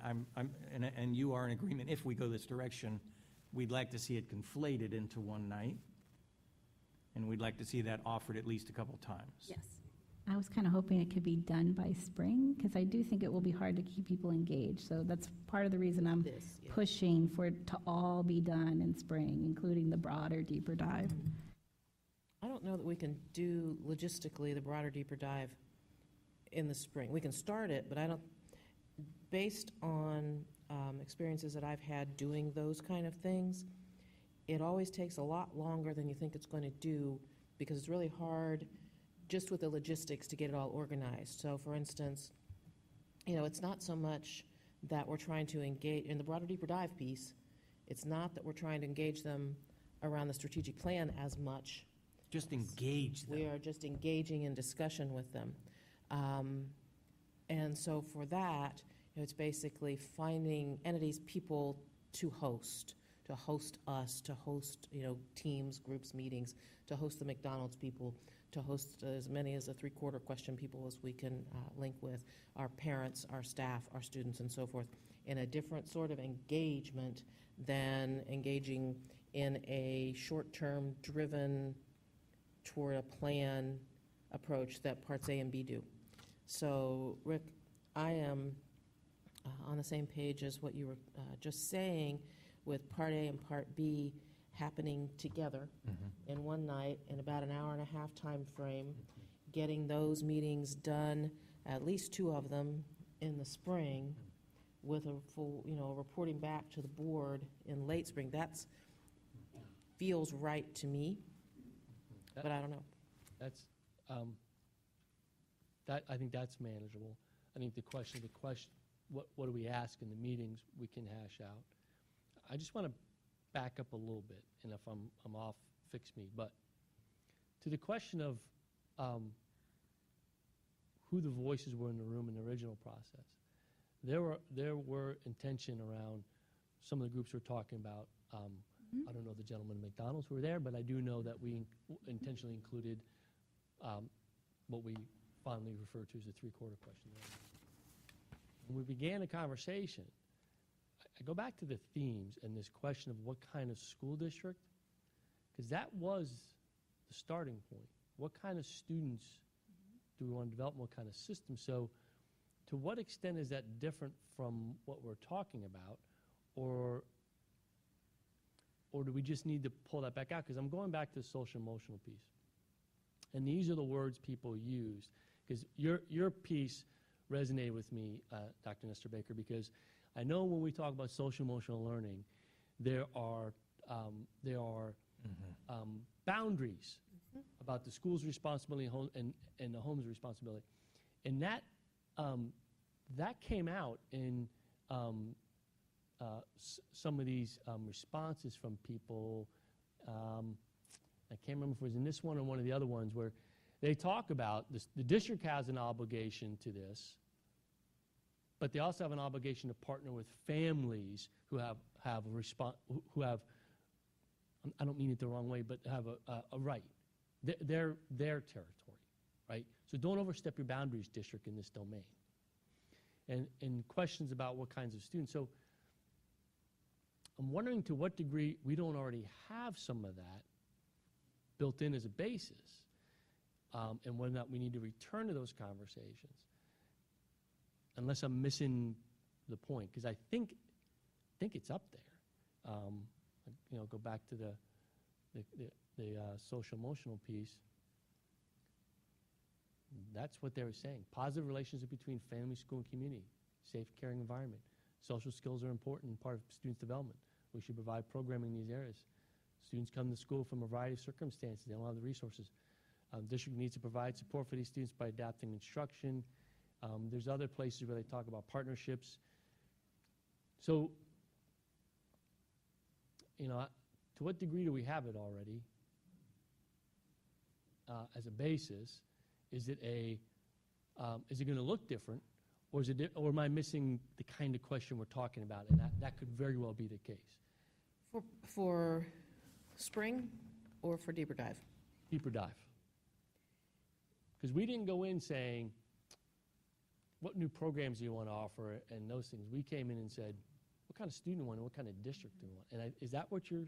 Yeah, in a lot of ways it is. I would say a couple of things to that. One is, I think we do have a lot of it, but I also know it's 4 years old. So could we... And I know a whole lot of water's gone over the dam. So for the sake of thinking about it, what if we change the process a little bit? What if we front-load this for broadening perspective, right? So, which changes the texture before, and that kind of leads to what I think Jerry was saying. Let's put this front as part of the process before we go to the more, okay, now what's on your mind? These are the things that I think you want to work on. Maybe there's in between large community pieces where we've been at. That's what the community said. Let's retest drive these themes for cleanup, change, response to, and then lead to the more strategic part of exactly what do you want us to work on now. To me, that question, what kind of schools do you want, should be the question we always lead with. I like the No matter question, whether what we're kind of in speed spring do you want? or whether, whoops, yeah, let's do that, however we shape that. But to me, that's always where we go, because until we start from standing in the same space, basically, how do we then talk either conceptually or tactically, unless we have put that question on the table first, always. So, want me to try and help us get it to a finish point? Yeah, give it a shot. So what if we leave here tonight with this understanding? We want to do the part A and Part B with the large community group, kind of the framework I said. Here's where we've been, right? Tweaking between, on the community conversations would be, how do we add a component where we revisit this piece or add to it before we get into the community conversations of more specificity? And I don't know if that's the same night or different nights. Two-part to it, that can be a timing thing we can work out. If we can frame a part of that larger group time to include a broader base of deeper dive, that would at least put our, let's mix all kinds of metaphors here, that would put at least the toe in the water of the deeper, broader dive, as long as, here's just my voice and bias, and you all tell me what you're saying, as long as we don't truncate the revisit of the strategic plan pieces, because those pieces need to be addressed. Financial, facility, academic achievement. I don't want us to become so ethereal that we have a tremendous view of this broad scope opinion, and then in the spring, we have no specificity of marching orders, priority setting. So that whole winded thing was to say, let's do that first piece, the larger group piece, and see if we can broaden the scope a little bit. And then in the individual times is when perhaps we do more specificity on what we are trying to achieve as far as strategic plan, relook, refresh. Okay, so for the sake of trying to hit the pace we're looking at and cover two bases, in my head I'm framing the large community group. We frame that conversation to get more at these components. These are the themes from the communities around each dimension initially. And in that large community group, give the opportunity for response to that, additions to that, before we go to the breakouts. Yes, I think that's what we're talking about. That will give us the data. How do you feel about this theme? We can use just survey within the crowd, as well as an opportunity on cards or some other feedback mechanism to say, what did you not see up there that should be up there? What did you see up there that doesn't sit well with you? And even using clickers and just response. What do you think? Does this still, what do you think we want from our kids and the kinds of programs? What do you think? And what's not up here? If you got something that's not up here you want us to consider, let's wait that out, and we can pull that data. Then you go to the community rooms. So you got to reframe the larger discussion a little bit to give time for that, but that's one mechanism as a means of doing it. And so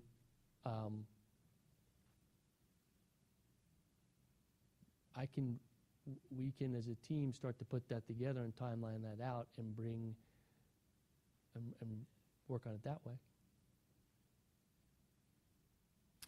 I think for sake of time, we need to move it forward. And what we know we need to move forward is Part A and Part B, looking at strategic plan. Where are we? What did we miss? How's it going? Here's what we've done. Give us feedback. We know we need to do that. We're sensing we need some deeper, broader dive as well. And if that can be incorporated in the larger group time without making this meeting 2.5, 3 hours long, because we really do want to honor people's time. Am I grabbing the thoughts accurately? Because I want to move us down the agenda for tonight, but am I grabbing the thoughts accurately there? Yeah. I love the deeper, broader dive. I don't want us to truncate this part either. And I would say, and I'll say for the record, in looking at the slides that I looked at earlier and then what you're sharing up here, we darn well, that's as close to cussing as I'm going to get, we darn well had a good cross-section of this community. I'm very pleased with the cross-section that we had up there. And if we can imitate that, getting some other folks that weren't involved in, New faces. I'd be very blessed by that. In 4 years, you've had, a changeover, and people who weren't with us are now in the third grade. Right. Right? So it does offer fresh eyes. I think we could time it out to allow time for response to the original themes and see if more comes out. I think we can work within that framework. I think it's going to be a little bit of a challenge to not make it too much of a drive-by for the participants. Could also see where maybe it is well, let me play with it. I mean, you could do a community piece, and then ask people to come back for a second night to do community conversations more specifically to the strategic plan. So do a night of measuring this, key themes, collect that, bring that back to them, and then ask them come back a second night, and then do the community. Hey, here's what we heard in terms of response to the big picture. Okay, thank you for coming back, because they came back last time. Would you come back? Would you commit to 2 meetings? And the second one, and that also gives us time to push stuff to them from the community meeting and the results of that, the theme piece, push that back to them, give them a time, then bring them in for the small specific community conversations. Okay, now we've got this, we understand the kind of system you want. Let's get specific about what does that mean for us for strategic planning. I think we could probably do that. I do think, as I walk it through my head, I would recommend that we do ask people to commit to 2 nights. Even if it's 4 times we're doing it, each group's doing 2 nights, I think the participants will feel more valued and feel more opportunity. And I do think, despite not crisis, but urgency, because there's always urgency to our work, I think it'll end, because I think there's a lot of people who really are interested in helping us move forward. I do. And there's lots of pressures coming at us that create that are external to us. This is about, for me, big picture, local control. And that's still the battleground. We're gonna do what we think's best for our kids. And what does our community think's best for our kids? Because I can tell you, as I went through this, nary a word about state report cards. Not a word. So I think where we are, I think we're in a good spot as you go back and reshape that. So now maybe we should look at the calendar. Rick really wants to have one before spring break. I would say we should choose like the last opportunity. I'm hearing some pressure to do one if we could before spring break. I tell you what I would say is as you reshape this and you say to us, we cannot do it in one night. It's got to be two. Or not, or maybe you come back and, you know what, I think we can do it one night. That will help determine some timing of the meetings. If there's 2 nights, 4 meetings, 2 and 2, that will, I don't see that happening before spring break. You could do, if you did, and I do, the more I think about it, in order to be fair to the participants, I know asking people for 2 nights is tough, but to be fair to them, to give them time to chew on and think and bring back what we want, which is really thoughtful thinking, and I know they'll bring it, even if you give them short, but I don't want them to feel undervalued and rushed. I want them to feel like they had time to percolate. No, that's a great point. And to your point a few seconds ago, they did come back a time. I recall one of the meetings where one of the assignments was leave this meeting, go talk to 4 neighbors about what you heard tonight, and come back and tell us what you heard. So under that, if we did that and we did it twice, community group, come back a second night, so we're, really? So 4 meetings. We could put the first large community meeting before spring break. Spring break is the in-between time. Yep. Let them all go, spring break, come back, do the small group, and then repeat, rinse, lather, cycle again. I think we could map that out. That would give us fairness to develop a roster of people to get them invited, et cetera, and for people to make a decision about where they want to participate. And I don't think it's decided tonight, but from the calendar that we have here, from the possibilities, the slimness of possibilities in March, I think we might want to tentatively hold on to, in blood, perhaps the 20th. The 20th looks like, 16th and the 20th, right? I don't know that we can, One before and one after. He was Oh, I talking thought you were about. saying 1 meeting of 2 before and 1 meeting of 2 after. one general meeting before, then they have time to percolate. percolate and discuss with 4 other people and so forth, come back right after spring break for their second meeting, I think is what we were talking about here. That's what I was suggesting, but if you want to do 2 before and 2 after. Maybe the 20th and the 3rd. Third is immediately after spring break, maybe we should do the 4th, give people a chance to breathe. Thinking the 20th and the Yeah. 5th. You know, so if you target, Week between. we could essentially have it done for the April 24th board meeting. Right? So let me change the target. Instead of picking the dates that we do it, why don't you let me do that part and you tell me we want it by April 24th. We want it by April 24th. That work okay? Yeah, but I would stay away from April 13th, Mm-hmm. because I think a lot of people go out of town. And it's Holy Week. Mhm. for a lot. Yep. Yep. So I would You want me to mark rule that date off. out? Yeah, that's Yes. Holy Week, That's that and a date. lot of people here celebrate Holy Week in So a number of ways. our team can work on the timing and work on meeting the board's expectation that we've had 2 sets of those meetings with the results brought back to you in some format by April 24th. Yep. I got a busy spring. I'm going to give you a caveat. If, as you work through this, how about, guys, if, as he works through this and lays all this out and deals with the logistics and the invitations and all of that, if he decides that the 24th is not very workable, can he just come back and tell us that? Have an extension if the dog eats my homework. That's right. It's, I'd like to see it by the 24th. in fairness, there's us going fast, but if we go too fast, we're asking community members to make decisions too fast, too. If you get an invite 48 hours beforehand, that's not very fair. You know, There's you lots want of a time. 10-day window. So we will start on this first thing tomorrow morning. If I think we're going to trouble with the 24th, we'll regroup and let you know and ask for a reprieve. Okay. But I think we can make that work. I think we're going to go, here's some information, let's retest what we think the kind of school system we want for the kids we want. Let's get the big picture. Okay, let's come back, asking us more specifically, what does that mean in terms of operationally, what we should be doing? Here's what we've been doing. Where do you think we're not meeting your needs? That gives us, I think, both worlds. I don't want us to lose sight of a great job that the strategic planning people did last time and brought us to where we are now. The great job that administration, staff, faculty, everybody across the district has done to accomplish a great, many wonderful things in my estimation, I think in our estimation. Thank you for the presentation tonight. I think we've gone deeply enough into it. I think we've massaged it a little bit. I think our desire is the end of April presentation. You know, that's the goal. Figure out if we can do that. I like the idea of 2 and 2 meetings. I like the idea of broadening a little deeper initially. It sounds like we're all on board with that.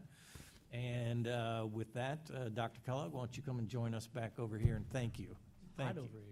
You look- Thank you Thank for you. the time, appreciate it. Thank you Thank for you. the audience for your time, too. A great discussion, folks. Really, thank you very much. Agenda item 7.01, public comments related to action items. We have none. No one signed up.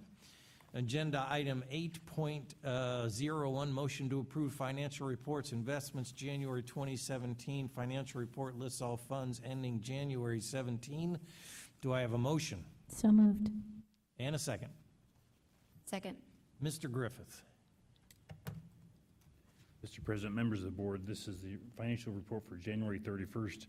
I'll just read you the highlights of the financials. Year-to-date receipts, fiscal year-to-date receipts are $101,729,000. Year-to-date expenditures are $94 million. This is for general fund only, $94,432,000. We have an unencumbered fund balance of $80,811,000. Year-to-date receipts for all funds would be $134,124,000. Year-to-date expenditures are $130,860,000. We have an unencumbered fund balance, total fund balance of $95,238,000. Thank you, sir. Any questions, comments? Will you please call the roll? Ms. Cotter? Yes. Mrs. Davidson? Yes. Mr. Byrd? Yes. Dr. Nestor Baker? Yes. Mr. Velardo? Yes. Agenda item 8.02, motion to amend the fiscal year 2017 apportionments for all funds. May I have a motion and a second? So moved. Second. Thank you, Mr. Griffith. Mr. President, members of the board, this is sort of an annual process we do sort of mid-year. Once we know what the federal funds or federal grants are looking like, debt service funds, stuff like that, we try to make an adjustment. We're asking you to approve the adjustments tonight.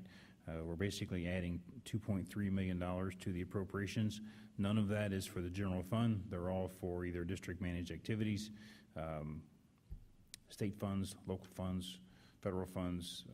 There's nothing in the PI, nothing in food service. We have a self-insurance we're increasing. We also have special trust student activities. Again, there's nothing in the general fund, but we'd like you to approve these amendments. Thank you. Any questions or comments? Hearing none, please call the roll. Ms. Cotter? Yes. Dr. Nestor Baker? Yes. Mr. Byrd? Yes. Mrs. Davidson? Yes. Mr. Velardo? Yes. Agenda item 9, personnel consent agenda. Who is going to be speaking to it? May I have a motion and a second? So moved. Second. Good evening, President Velardo, members of the board. Tonight's consent agenda contains 8 sections involving 129 persons. Section 9.01 is the resignation of 6 classified substitutes. 9.02 is the retirement of 4 classified employees. 9.03 is a contractual status change for 9 classified employees. 9.04 is a leave of absence for 1 teacher. 9.05 is a change of assignment for 5 classified employees and 1 temporary change of assignment. 9.06 is a one-time payment for an occupational therapist. 9.07 is the employment of 3 classified employees and 1 substitute. And 9.08 is the employment of 1 teacher, 2 home instruction tutors, 1 athletics event assistant, 21 supplemental contracts, and a variety of our first round, really, of summer intervention and summer school supplemental contracts. And I'd be happy to answer any questions you may have. Thank you. Any questions, comments? Hearing none, Bart, would you please call the roll? Ms. Cotter? Yes. Mr. Byrd? Yes. Mrs. Davidson? Yes. Dr. Nestor Baker? Yes. Mr. Velardo? Yes. Agenda item recommended action, old business, 11.01, we have none. Agenda item 12, recommended action, new business. We don't ask for a motion on these, but 12.01, 1202 and 1203. Good evening, President Velardo, members of the board, Dr. Kellogg. I'm recommending for your consideration revisions to the volunteer policies 3120.09 and 4120.09 because Human Resources is changing the vendor we use to complete our volunteer Level 2 background checks. Human Resources has begun working with Background Investigations Bureau, also known as BIB, to process our Level 2 volunteer background checks. BIB is able to provide a thorough background check at a fraction of our current cost. Our prospective volunteers can access the BIB portal, which is a link on our district website, in the comfort and privacy of their home. Our volunteers will no longer need to schedule an appointment to come to the Early Learning Center for a background check. Volunteers will submit their volunteer form to the building principal for approval on the standard volunteer form. Building personnel will collect forms, direct volunteers to the district volunteer portal, and inter-office mail the signed volunteer forms to the HR department.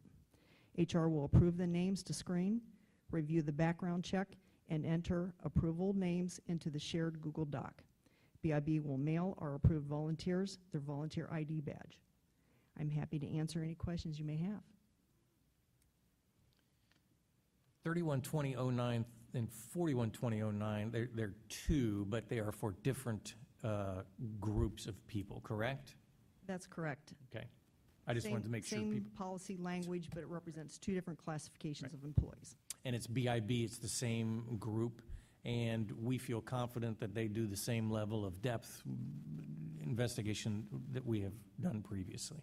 Very comfortable with them. Okay, thank you very much. Questions, comments? Do you want to do 1203 as well? Oh. Well, should we do oh, you're going to do 1203. I'm sorry, go ahead. All right, Mr. President, members of the board, this policy number 9700 is titled Relations with Special Interest Groups. We have a current policy that talks about this, but there's a few changes that Neola was recommending, as well as some of our other administrators were recommending. Under political interest, we basically inserted the word superintendent's designee on some of these cases. On distribution of posting of literature, it talks about, again, the superintendent's designee with a review. Superintendent also develops administrative guidelines. There also talks about establishing criteria concerning distribution or posting of student materials. We permit flyers and notices from outside nonprofit organizations may not be available for students. So it talks about how we do our flyers. We establish and clearly communicate the time, place, and manner restrictions concerning the distribution of all non-school related materials. Under solicitation of funds, one of the biggest things under there was called crowdfunding. As a rule, our district does not participate with crowdfunding, with the exception we steer people to the Westerville Education Foundation website to use crowdfunding on those. Our staff and students are not permitted to use that as a source of funding within our own, with our own criteria. It's outside organizations, like I said, with Westerville Education Funding. So we basically listed that one. Types of scholarship and prizes, criteria for selection of the winner, and restrictions upon it shall be approved by the Board of Education, superintendents, designee, and principal. So we tried to do things with outside funding sources in this policy. So again, it's not a new policy, we've just made some changes to it. Revised. Okay, there's no vote, but is there a question? Okay. Agenda item 13, recommended action standing business 13.01, resolution to approve the updated accumulated leave plan known as ALP language with WESA and administration. Yes, sir. Actually, I do need a motion in a second. I know, but you cut me I'm off. sorry. So people are doing that tonight, and I'm sorry. I'm not even asking for an offering yet. Oh, boy. So I moved. have a second. Second. Okay. Drop the mic. Yes, sir. Okay, this first one is for the WESA. We're trying to update all of our records. The ALP stands for Accumulated Leave Plan. It's when a member retires, and we're trying to coordinate this to make sure that it's helps the employee as they leave. so that they can sort of invest money and protect it from taxes and whatnot.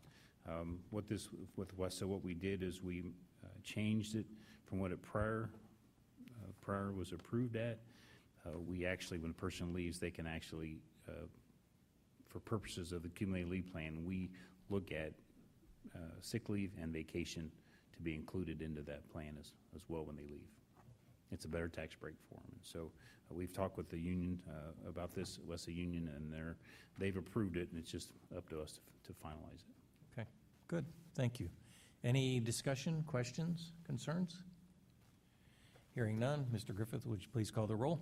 Dr. Nestor Baker? Yes. Mrs. Davidson? Yes. Mr. Byrd? Yes. Ms. Cotter? Yes. Mr. Velardo? Yes.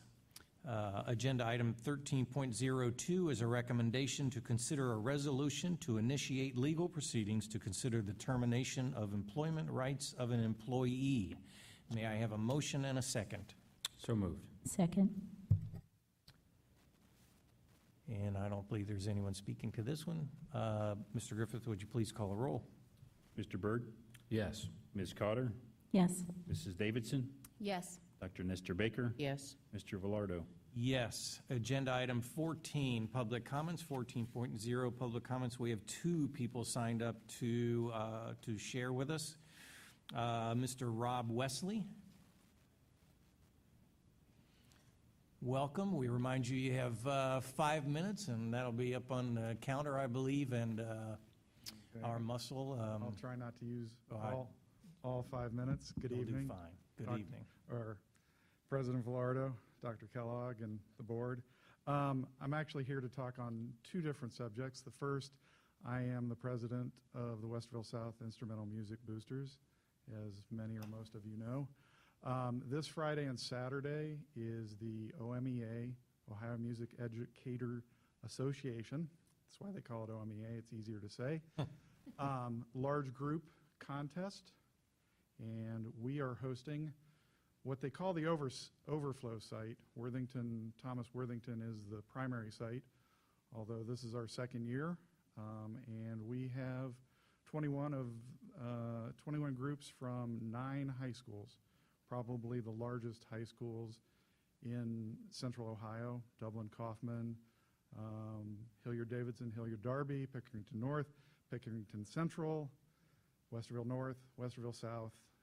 21 different groups over those 2 days. So there will be approximately 1,700 students going through Westerville South. Each group performs 3 numbers, 4 judges, and then does sight reading. I would invite anybody who wants to listen to very good groups, Hilliard-Davidson, Hilliard-Darby, Dublin Kaufman, Westerville South, Westerville North, all excellent band programs. And it starts at 3:15 on Friday, goes till midnight on Friday before the last band gets out. Starts back up at 8 a.m. Saturday morning, continues till about 4 in the afternoon. So it's a great opportunity to see some of the better music programs in Central Ohio. So I invite everybody to come out. Second thing, I really enjoyed the discussion on the strategic plan, and I had to kind of bite my tongue not to try and contribute my own feelings on that, so I thought I would do that now. I just made a couple notes. Mr. Byrd, you're absolutely right. When you talk with the community, you definitely need to get a broad view, because you will get people who are myopically focused into a particular area. Sorry, let's see if I can get my notes. I really like Part A, Part B, the way you finally arrived at having Part A and then coming back with Part B. What I would suggest is that there should be a next step, a follow-on, and this may be what Nancy was trying to get at, is community engagement from that. So once you get that force field analysis on Part B, I would recommend taking those 6 dimensions and forming 6 working groups of a broad community base: elementary school, middle school, high school, faith leaders, community leaders, business leaders, you name it, and have those 6 working groups take that force field analysis and drill down into each one of those. And I think that will probably take the summer or even longer to do. But drill down, how do you actually implement? What are short-term, midterm, and long-term ways of addressing those force field analysis results? And that's all I have. Thank you. Much. And Ms. Peg Duffy.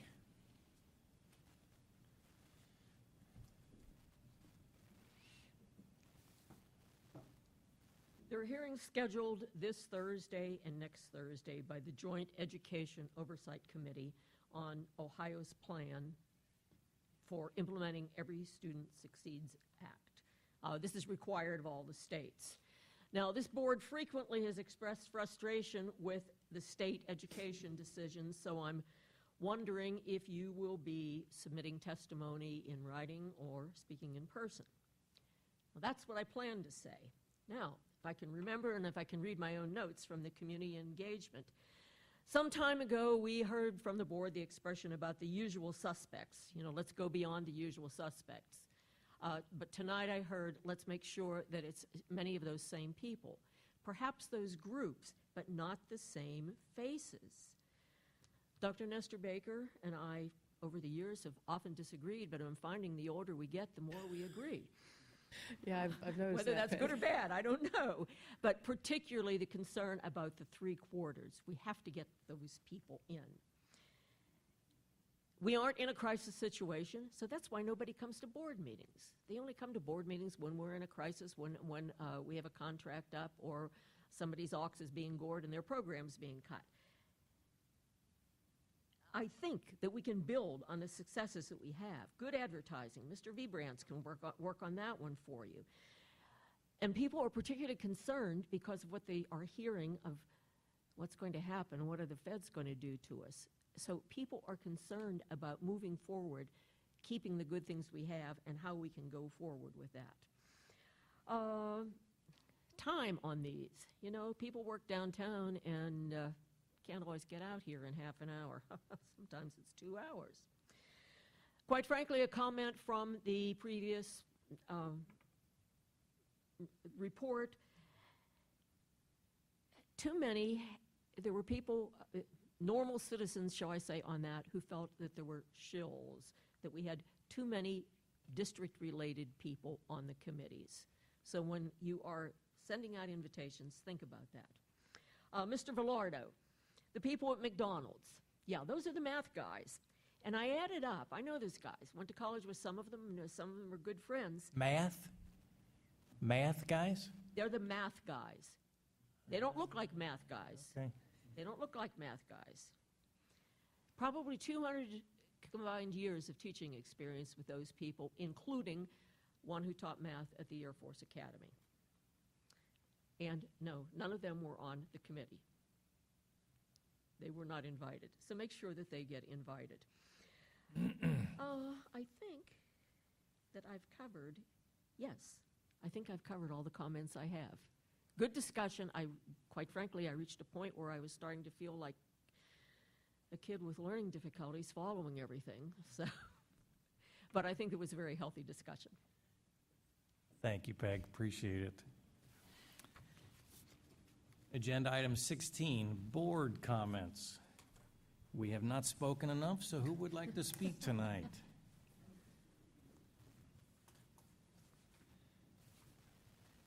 Should we go left to right? Jerry, Nancy? The only thing I would like to say is as regards the ESSA testimony, that is something that I was going to send you a text about today and didn't get to it. I thought it might be a good idea for us to consider submitting testimony based on the kind of comments that we have made, the things that we know to be true, and the desires that we have heard within and from our community. So I don't know if you have time to work on testimony. I know you don't have time to work on testimony. I got plenty of time to work But on I thought we should discuss it, and we can do that offline, but I would like to see us submit something around this for what good it will do. I did Jill and I prepared for you, ODE put out the summary. It's a couple-page summary. And did that get to you yet or not? I know we printed them off, so it's in your packet. So if you want to see the summary from ODE, it's there available to you. My contributions to date have been more funneled through associations like Central Ohio Superintendent's Association, and collectively our efforts to talk directly with legislators as a body, particularly about, as we see Franklin County's needs in our school district. And I think you always want to weigh how you approach these situations and what the comments can be, but I'm certainly willing to help us put some stuff forward. Yeah, I think, and what I was thinking was the work that I know you have done with the Franklin County superintendents and the meetings that you've had and how you have carried the thoughts of the board and the administration forward and the teachers forward as well. And it might behoove us just to compile some of those so that we make sure to have our voice counted, because we do talk about it and we should step up. So I encourage you to read what we Yes. gave you, and then if you want to, we can talk some more about what might be some of our perspectives. It's a move in the right direction. There's in-between components, I'm not sure, change in administration, change in federal Department of Education. So a lot of what we're acting on is from previous administration. And I'm not sure what happens moving forward. I have thoughts, but I won't take up time. So, anyway, yeah, let's look at it. Richard? I would ask, Nancy, may I ask you, as perhaps curriculum liaison, to look a little bit at ESSA and maybe our response? Sure. Maybe you could. I knew you were going to do that to me. Using the liaison. Yeah, it's a stretch, but sure. Just a little bit of a look, and I will Yeah, let you know. I will be happy to do that. Thank you, and I will let you know. I follow ODA and the superintendent on Twitter, and I've already responded to their questionnaires that they've sent out. But I think if we can do that more as a collective, I think That's what that's I a was smarter thinking, idea. yeah. Great. I don't want, I think what we want to do is invite the people that were participating, but we are not looking for a same group thing. We are trying to be as broad as we can. That is absolutely my heart. I'm the one that came up with the unusual suspects. So I'd love for us to do that as best we can. And OMEA, did Rob leave? There is. That sounds awesome, and I hope that we can get some people there. That sounds like a tremendous opportunity to hear some wonderful music, support our